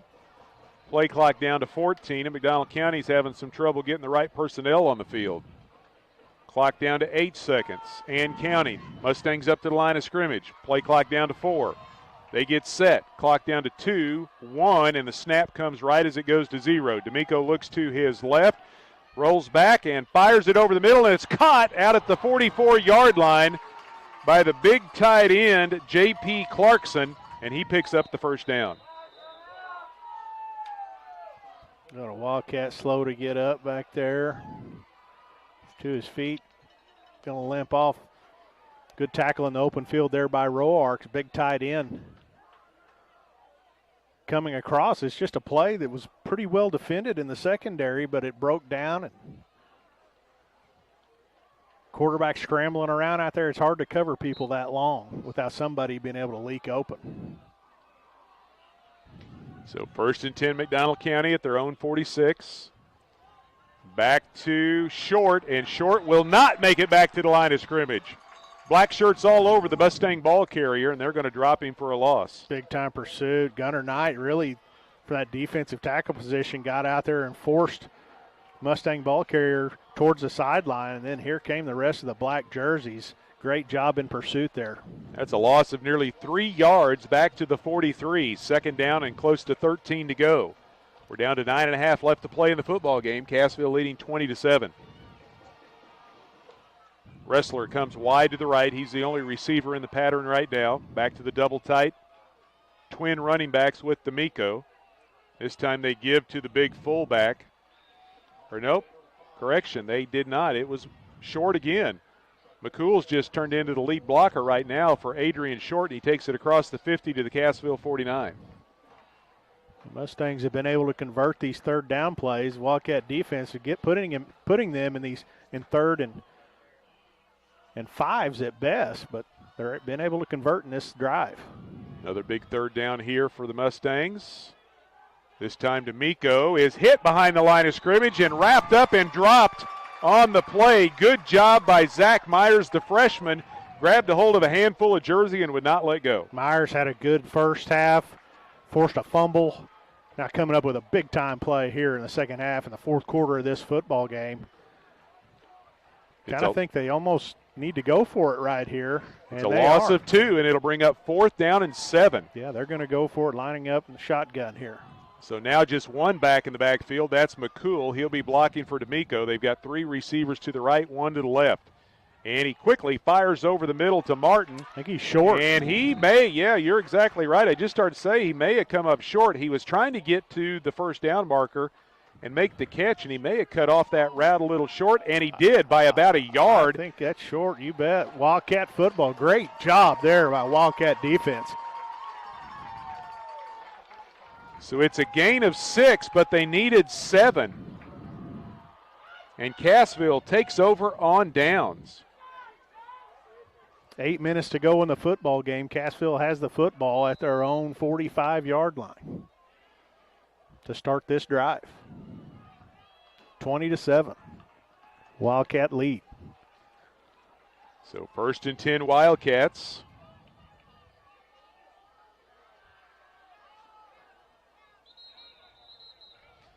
We got whistles as Andon Gautney carries on first down. And he is able to pick up a hard-earned yard, and it'll bring up 2nd down and 9. Yeah, just a wall of bodies there. Gautney really had nowhere to go with the football. Somehow was able to pick up a yard, maybe a yard and a half on the play. He got a better spot than I thought. Yeah, he did. So second down and long for Cassville. Riley James comes wide to the left. Wildcats are going to take their time breaking this huddle. It's down to 5 seconds, so they're going to have to go. They've got a full house backfield this time behind Bodie Rose, and he hands off to Roark. Roark trying to bounce it to the outside and get to the Cassville sidelines. Brubeck with a nice dive into the legs of Roark, knocks the pins out from underneath him, just short of midfield. It's a gain of 3, and it'll bring up third down. Roark going off the left side there, looking for a block. Nice stiff arm on the play. He was able to get around the edge, but just wasn't quite able to get away from the tackle at the end of the play. Took a pretty good shot in the legs, but he hopped right up. Back in the huddle he goes. Another third down conversion try. Boy, we've seen our share of those here in the second half for both teams. Third down and about 5.5 to go. The ball just short of the 50-yard line.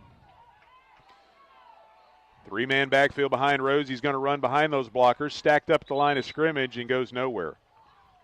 Mustangs are starting to figure that one out a little bit here in the second half. And it'll bring up fourth down. Well, they've made some adjustments from the first half to the second half, offensive line and defensive line. Their Wildcat offensive line hasn't got the same kind of push. Now, first drive of the third quarter, they got pushed and went down and scored the football. Rest of the third quarter into this fourth, this defensive line of the Mustang is playing some pretty tough football out there.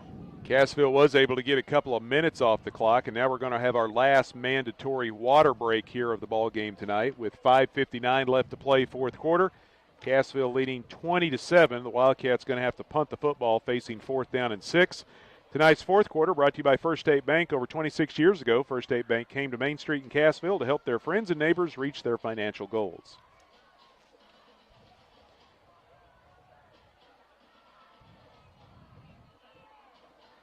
Possessions here in the second half, only 2 for McDonald County. This is the third for Cassville, so both teams have been hanging on to the ball better here. McDonald County with a little over 9 minutes of time of possession so far here in the second half. Cassville right now with about 7 minutes or so, 7.5. So McDonald County tightening up that time of possession here in the second half of play. Bodie Rose set to punt it away. And Breck Rubeck back at his own 15-yard line. High snap, here come the Mustangs. Line drive kick, bounces at the 30. This one will take a Cassville roll inside the 15, inside the 10. Still rolling all the way down to the 7 or 8-yard line. Just an angled kick, really nice job that time by Rose. Angled the kick away from the lone return man. Line drive end over end, got a great roll, placed it perfectly. And again, this one inside the 10-yard line. The Mustangs have a long way to go, down 2 scores. Under 6 minutes to go in this football game. They spot it down at the 8, so a 43-yard kick, no return. First and 10, McDonald County. 5:50 left to go in the fourth quarter. Cassville leading 20-7.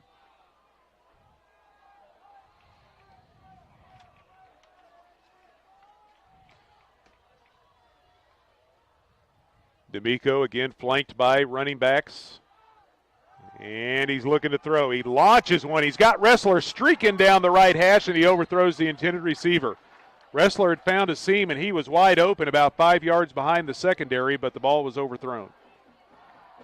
Yeah, I was just getting ready to say the last thing the Wildcat defense needs right here is a quick strike touchdown on a big play. And Mustangs try it first down right here inside their own 10-yard line. Nearly had a big-time play.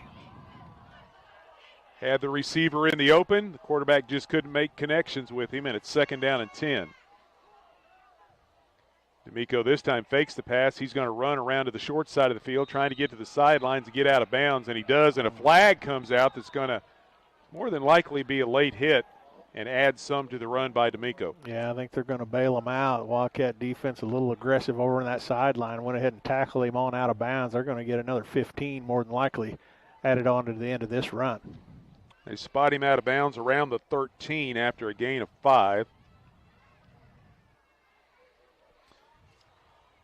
And then the penalty added on to that will give the Mustangs their 11th first down of the night.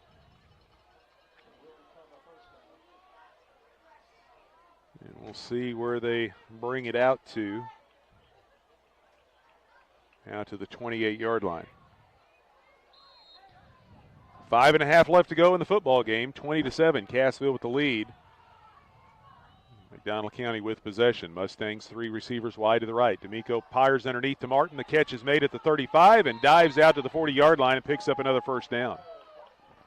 Wildcats had a blitzing linebacker on that side. Marco just threw it right where he was. And Rourke had to come up and get into the legs of the receiver and bring him down. Avoid a big play. It's a gain of 12. First down, McDonald County, out to their 40-yard line. They overload the left side this time with 3 receivers. They got Wrestler all alone over here to the right. You always got to be aware of him. D'Amico's looking that direction. He's covered up, so D'Amico's going to have to run, and he gets out of bounds at the 45-yard line, maybe the 46. They are going to say the 46 for a gain of 6, and it'll bring up second down and 4.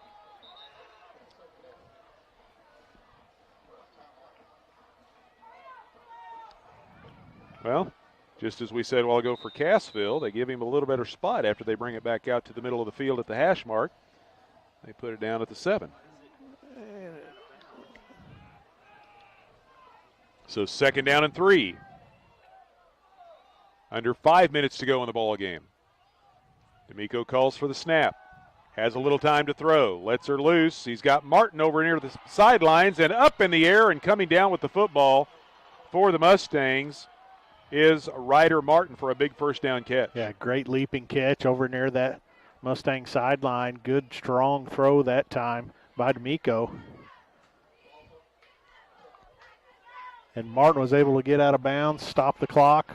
4:48 remaining in this one. Gain of 16 on that play.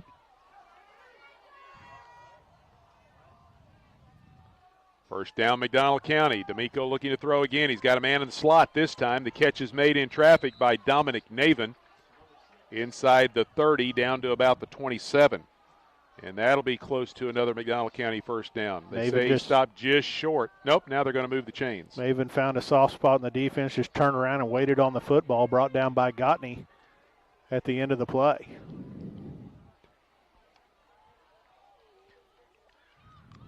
First and 10, McDonald County. And D'Amico this time tries to throw underneath. Navin over there on the sidelines. Did he make the catch? Looks like he did. Kept his feet in bounds and made the catch down at the 18 after a gain of 9. And it'll bring up second down and 1. D'Amico rolling to his left, had his receiver right at the sideline, just short of that first down marker, but he delivered the ball on the run. Good catch, good play. Once again, stopping this clock. McDonald County trying to get some points on the board quickly here. Still 4.5 left to go. They're down by 2 scores. D'Amico this time going to run the football, slices his way right up the middle, wrapped up from behind by a couple of Cassville defenders, stops him short of the 10-yard line. Does pick up the first down, though, so the chains will move and keep the drive alive. Looks like they're going to put him down at the 13 after a gain of 5.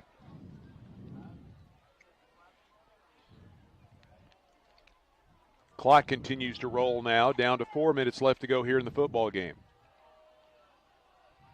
3 receivers to the right side. D'Amico looking that direction. Pass out to the edge, and it's off the fingertips of Breck Rubeck. He had a little bit of room to run over there. He wouldn't have probably made it to the end zone because there were several Cassville defenders down inside the 5, but if he could have held on to that football, may have been able to get halfway to the goal line, but we'll never know. Second down and 10 after the incomplete pass. He may have heard some footsteps coming along, too. Looked like the Wildcats had a couple of defenders showing up with bad intentions. Yeah, and that ball was in the air for a little while, so you're exactly right. He had time to think about what was coming after him. Second down and 10. D'Amico this time fakes the pass to the left, to the right, goes back around to the left, trying to sneak into the end zone, and is driven out of bounds over there inside the 5. Did he get enough yardage for the first down? We'll see where they spot it. Looks like he did. Going to be first and goal from about the 3. Looks like maybe the 3-yard line or so. We'll call it the 3. He got out of bounds to stop the clock with 3:48. So if McDonald County could score here, things are going to get real interesting. They're trying to do to Cassville what they did to Lamar last week, make a flurry in the fourth quarter and get things tight. The snap goes over the head of Martin, and he is hit and dropped back at the 15-yard line. A high snap, and Mason Bryan all over the quarterback as Martin had come in on the short yardage situation, and that's going to push McDonald County all the way back out to their, well, they're going to give him a better spot. They're going to put him down at the 11 instead of the 13. And the Mustangs are going to have to burn a timeout here. Martin, the ball was snapped high. It hit him in his hands, but it was above his head. He was just trying to run before he secured the football. Mason Bryan coming around the edge, able to get there and bring him down. Big play. It's a loss of 8 back to the 11. It'll bring up second down and goal with 3:39 left to go here in the football game. Cassville leading 20-7. And the Mustangs having to use one of those very valuable timeouts to stop this clock. Cassville trying to pick up their first win. McDonald County trying to do the same. McDonald County right now in a tough stretch of games. They're here at Cassville tonight. They go to Mount Vernon next week, and then they come home and play Nevada.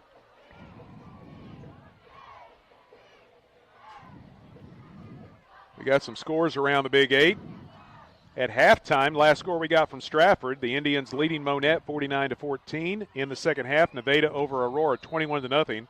East Newton still hanging on to that 18-12 lead over Lamar in the second half, and Seneca leads Mount Vernon 20-7 in the third quarter. We're here late in the fourth, Cassville leading 20-7. McDonald County facing second and goal from the 11. D'Amico now in the ball game. He's got Brubeck, and the ball is tipped and knocked loose. Who was that back there? That was Gautney, wasn't it? Looked like Gautney was there to get a hand on the football. Huge play by Gautney. So a big pass broken up, and it'll bring up third down and goal. I mean, that's a touchdown. Gautney got a couple of fingers on the ball, deflected it just enough that the Mustang receiver could not hang on to the ball. Big play. So here we go again, third down. D'Amico rolling to his right. Will have to throw across his body. He's got a man at the goal line, and he was trying to keep his feet in bounds and make the catch. And it goes off his fingertips, out of play, and that was Brubeck once again, and it's going to bring up fourth and goal. Brubeck reaching for that football. Gautney right there in coverage as well. And another timeout called by McDonald County. 3:28 to go in this game. Timeout brought to you by Security Bank. It's time to think about your bank. If you want mobile banking, ATMs, multiple branches, and all types of loans, and still be able to go into the lobby and see your personal banker, you just described Security Bank of Southwest Missouri. Take time out to look at Security Bank, member FDIC. Well, here it comes, McDonald County. They've still got 1 or 2 timeouts remaining, but we've only got 3.5 minutes left to go. 1 timeout left. If Cassville can come up with a stop here, it'll go a long ways to securing a victory. Well, the closer, believe it or not, the closer you get to the end zone, it makes the passing game a little tougher because you don't have to cover as much field. And you've seen that on the last couple of plays. There's just everybody's bunched in together, and it's tough to throw the football. Now here they come again. McDonald County 1 for 2 on fourth down conversions. Here we go here, fourth and goal from the 11. D'Amico, straight drop. Looks across the middle, lobs to the back of the end zone. It's over the head of the intended receiver, and the Cassville Wildcats hold on downs for the third time tonight.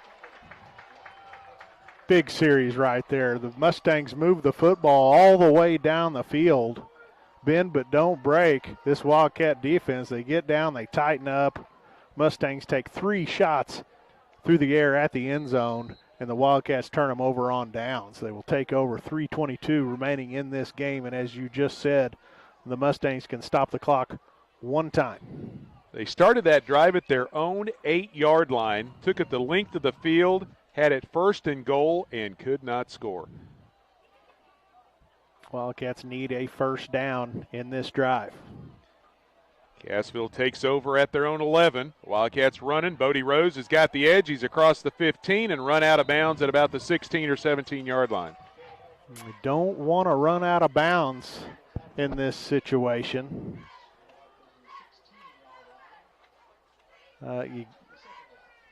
You want to keep that clock moving. If you have to slide, whatever, you want to try to stay in bounds here. It's a gain of 5. Actually, looks like a gain of 6 out to the 17. So 2nd down and 4. Cassville leading 20-7, 3:16 showing on the clock. It's stopped at the moment. Cassville twin receivers out to the right. Rose, quick hitter. Give the ball to Tristan Thompson. Dives out across the 20. Did he get to the 21? Looks like he did for a gain of 4, and it brings up a 1st down, and that was a huge 1st down picked up right there on the short yardage situation. Yep, they needed that 1st down. And that's going to force, I believe, it'll force Mustangs to use their final timeout here. Wildcat 1st down brought to you by Superior Metal. They're first in commercial and farm buildings. You can call for a free quote at 888-364-9527 or find them online at superiormetalsalesinc.com. 1st and 10, Cassville at their own 21. McDonald County now out of timeouts. Ball security becomes paramount right now because you know the Mustangs are going to be reaching, clawing, grabbing, trying to yank the football loose. So these Wildcat ball carriers need to wrap that thing up, hang on to it. And you don't have to get a 1st down here. There's still 3 minutes left, but you want to take enough time off the clock that McDonald County can't score twice. Exactly. With the remaining time you leave them. Exactly. And now that McDonald County's out of timeouts, you can take, of that 3 minutes, you can take close to 2 minutes off. Another 1st down here, though. That'll seal it. That'll seal it.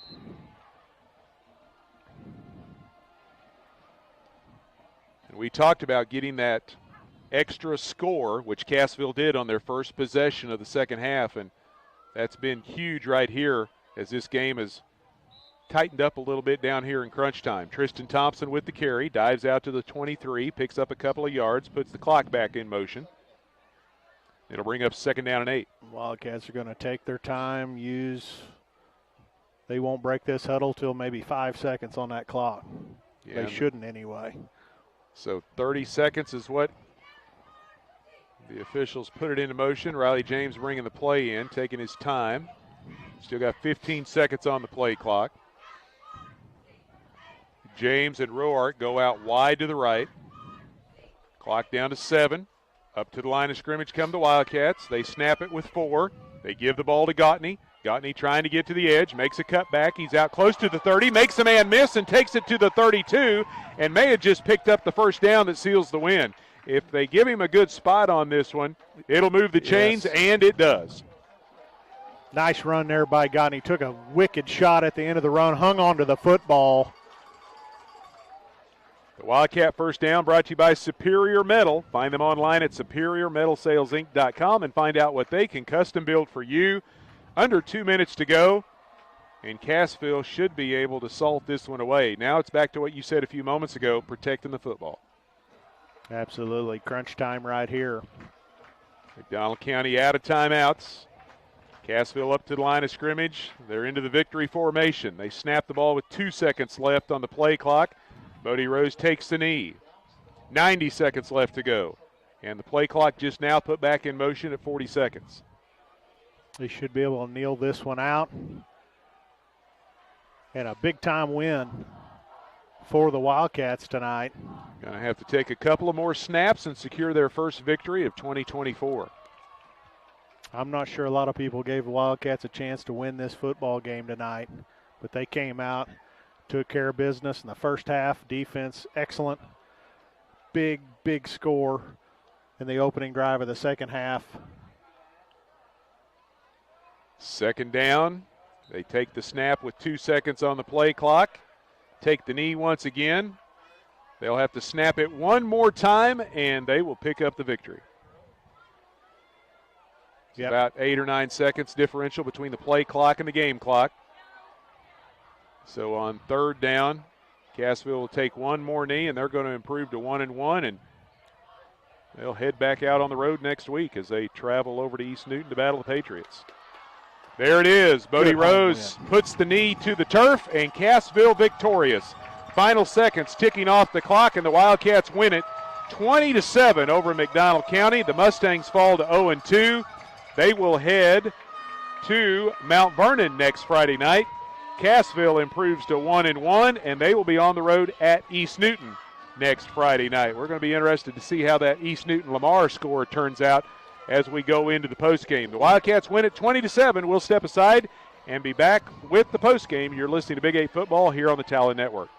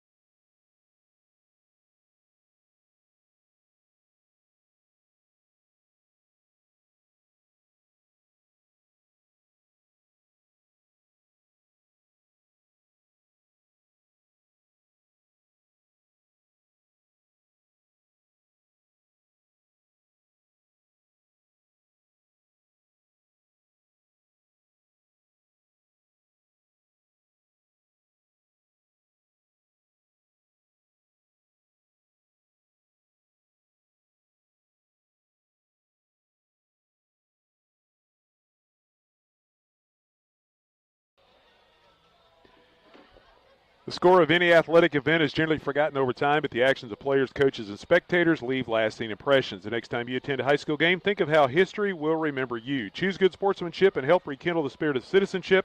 Remember, the lessons you teach today will help develop better citizens in our communities for tomorrow. This sportsmanship reminder brought to you by Access Family Care with locations in Cassville, Neosho, Aurora, Mount Vernon, and Joplin. Cassville victorious 20-7 over McDonald County. They improved to 1-1 on the year, and it's time now for the Heritage Tractor postgame show. Heritage Tractor, your local John Deere dealer. They offer new and used equipment for your backyard farm and ranch. They have equipment ranging from construction and compact utility tractors all the way up to mowers and recreational vehicles. They work hard to find the right products for you. Stop by or visit heritagetractor.com. Tonight's Wildcat broadcast brought to you by your broadcast team and Les Jacobs Ford. They've got a great service department, factory trained and senior master certified. They're friendly and affordable. Your trusted choice for over 25 years. Les Jacobs Ford in Cassville. Find them online at lesjacobsfordcassville.com. And tonight's broadcast also brought to you in part by MetaPlansPlus.com. Eric Seifert is your local trusted licensed insurance agent for Medicare, health insurance plans, and Dental Plus, along with much more. Find out more by going to MetaPlansPlus.com. Big win for the Wildcats here tonight. They jumped out to a 13-0 halftime lead after a touchdown pass from Bodie Rose to Colton Roark, and then Rose added a touchdown run. He would get his second score of the night on the ground with 7:51 left to go in the third quarter on a 22-yard run. The PAT was good by Diego Aris.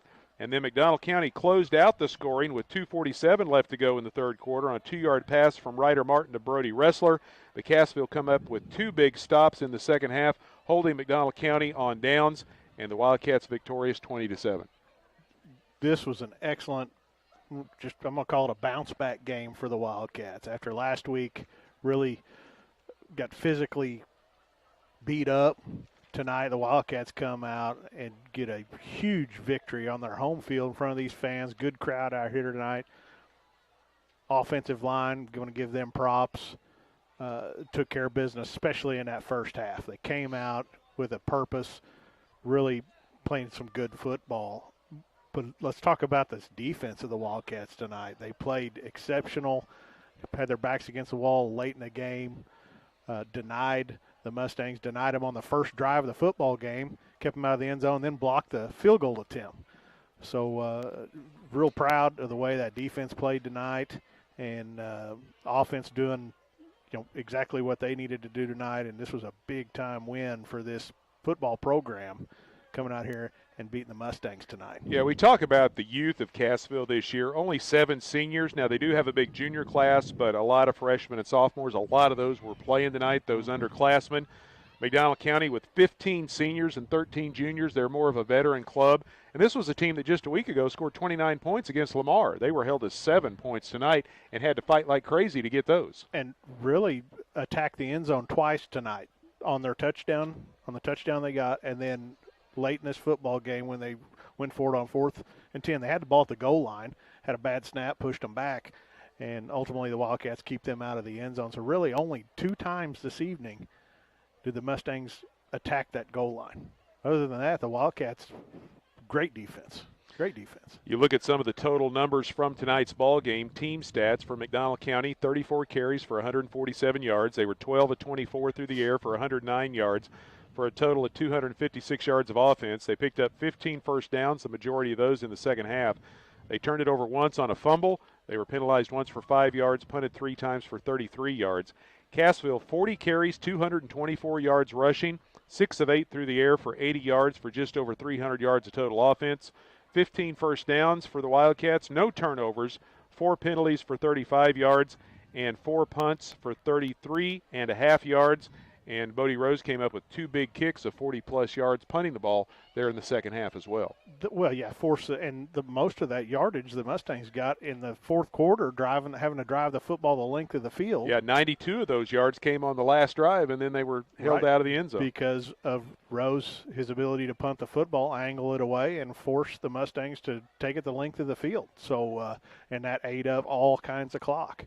So, special teams and defense tonight, and again, that offensive line played good football in that first half especially, and just a great win for the Wildcats tonight. Well, we talked about how they set the tone early, got to the aggressive side of things, made the stop on the block punt, then took it down on their opening possession, 85 yards, and scored. And then we made the reference there at halftime. Got off to a good start first quarter. Can you do it in the second quarter? They score on their opening drive or second half, I should say. They score on their opening drive of the second half again. So they did it in both spots. They needed to do it to kind of get the tone and the flow set their direction, and they were able to go on for the win. Yeah, and they did those things and the stop at the end of the game, keeping the Mustangs out of the end zone at the end of the game. There, those four things. Lots of other things went on in this football game, but four keys are the four things that were just mentioned right there. Well, we will continue on with the Heritage Tractor post-game show here from Cassville. Heritage Tractor, your local John Deere dealer, has various locations all around the area, and it's a great time of year to buy a tractor, so stop in for great deals and low financing. Cassville wins at 20-7. We'll be back with some of the individual numbers from tonight's football game after the break. You're listening to Big 8 Football here on the Talon Network.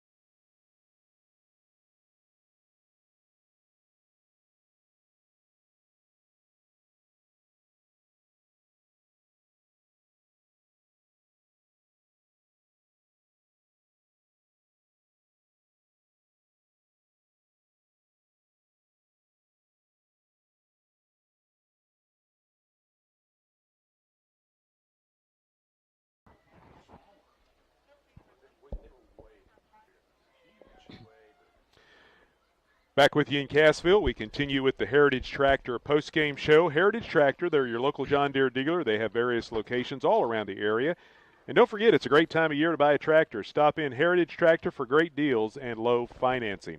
It's now time for the post-game interview with Coach Clay Weldy. It's brought to you by the Law Office of John A. Leewright. They proudly support the Wildcats. And they want you to remember, if you don't talk, you may walk, and to call 417-847-2177.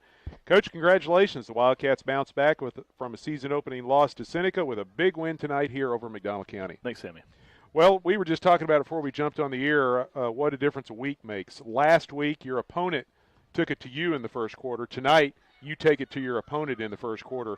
The kids came up with a big stop on the McDonald County opening drive, held them out of the end zone, forced a field goal, and then they end up blocking that, and then you take it right down the field and score. You know, we talked about all week with our guys, sometimes teams make big jumps between week 1 and week 2, and we did that tonight. And part of it is we have so many young kids playing, and then we got even younger. We lose Ethan Sizemore, who's a two-way starter, returning starter for us, so we had to plug a sophomore in there. We had to plug a freshman in on D-line, and those guys played really well for us tonight. It's amazing how you have young guys playing everywhere, how 1 week they can get so much better, and we're hoping that as we get the year going, that it's keep getting better and better. But I was so proud of how hard we played tonight, and that was a message we had. We didn't feel like we played very hard against Seneca or very physical, and tonight we were very physical on both sides of the ball, and we played extremely hard. There was a couple of breaks with the Wildcats' way, but they were making a lot of their momentum. And like we said, the defense gets the stop, you take it down and score. Next possession for McDonald County, turnover, you take it down and score again, and suddenly you're up by 2 touchdowns. Yeah, there was 3 times tonight they got in the red zone, and we stopped them twice. And the one time they scored down there, it was a 4th down play, and we fought them and for 4 downs, and they finally scored. I just thought we played with a lot of passion. I thought Coach Flug and his staff had a really good plan defensively tonight, and our kids just were tackling better, being more aggressive, and just proud of both sides of the ball tonight.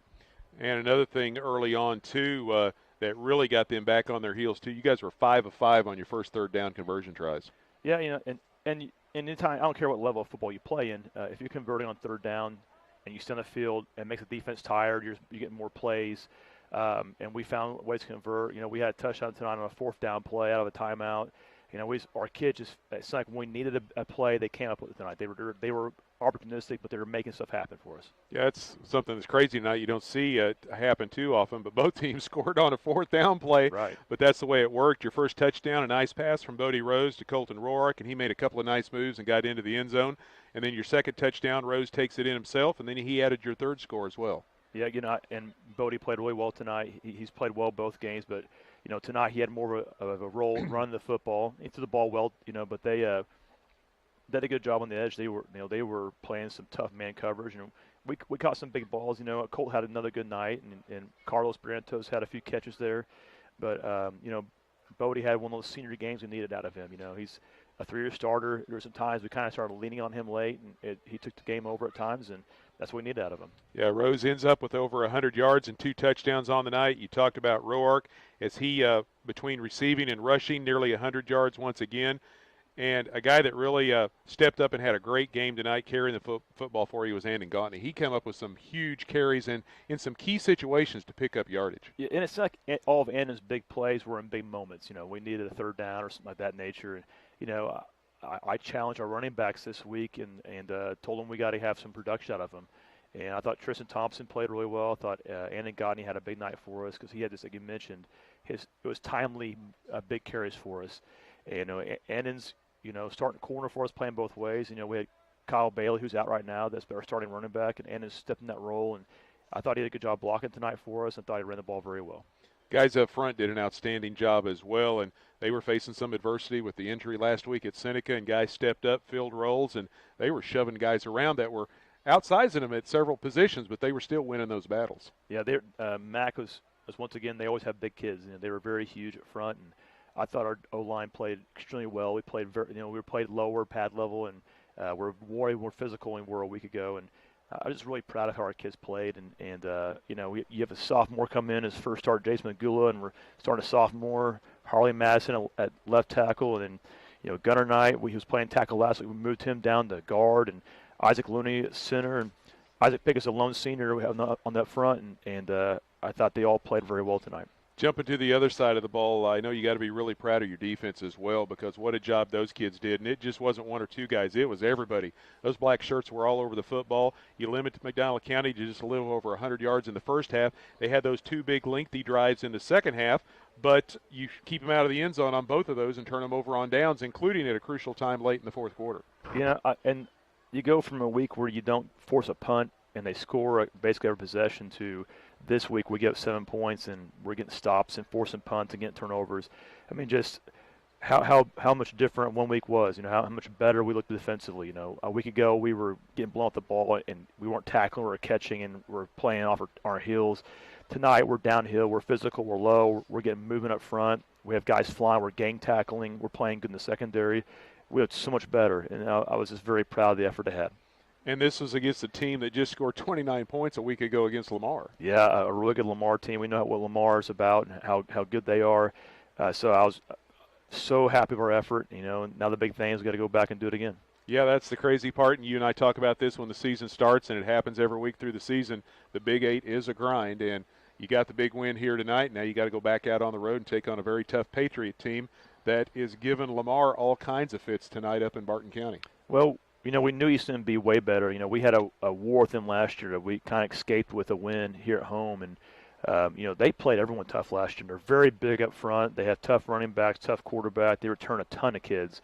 So we knew they'd be way better this year. So we didn't play well on the road week 1. As we talked about when we got done at the end of the game in our huddle that, hey, we got a win here at home, but now we got to go on the road and get a road win and play way better.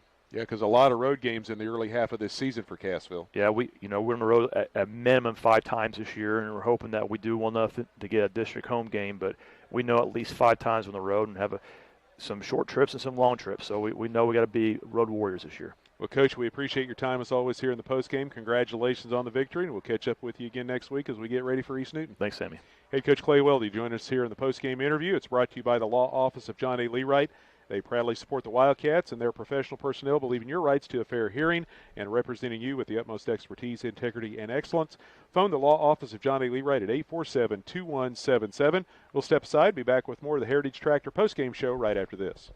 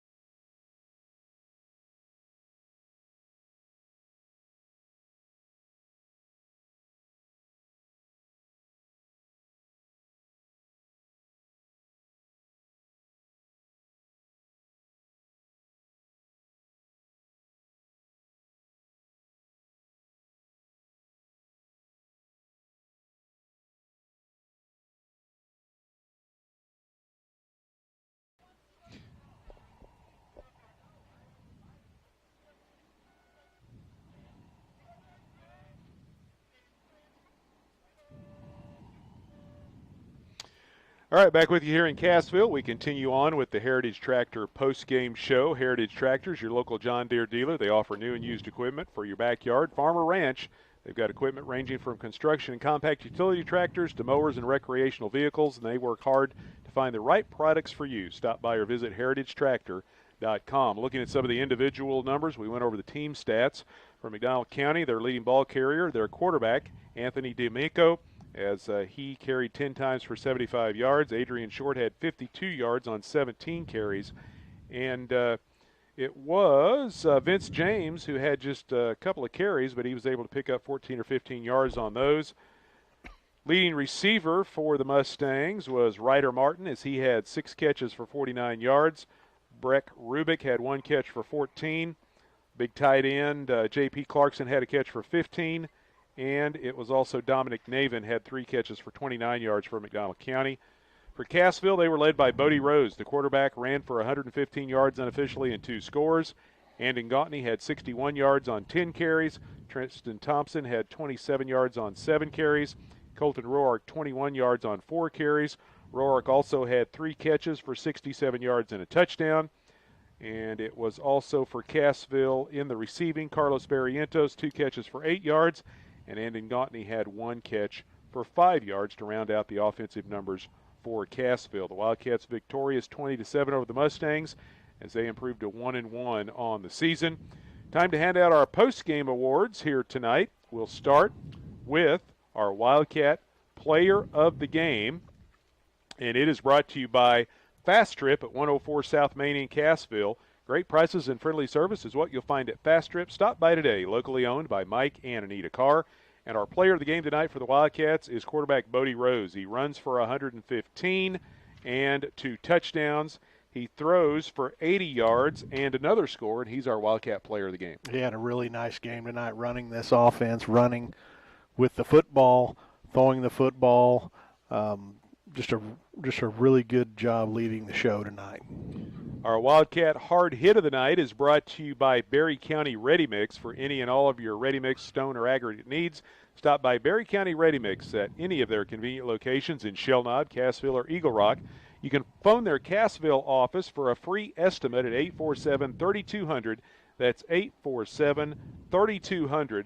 Early on, it was Zach Myers, the freshman, who had thrown his hat in for the hard hit of the game. But then on the pass over the middle to, I believe that was Navin, and Colton Roark lowered the boom on him. It was tipped, and once that ball was tipped, it was a free shot at the receiver, and he let him know that number 11's back there playing defenses. He was probably getting up seeing a few stars after that one. Definitely clean football play, too, I will say that, but definitely a big hit out there, big reaction from the stands, and one of those hits where you could nearly hear it up here in the press box, even with all the other racket going on. But big time hit out there, making sure to separate the receiver from that football. We're going to take one more break and let you hear from our sponsors, then be back to wrap it up here from Cassville. You're listening to Big 8 Football here on the Talon Network. We'll see if we can get some finals. We got 3 finals of the 4 Big 8 games going on tonight. One more, that's a barn burner up in Barton County, and we'll try to get a final for that one before we close out here tonight.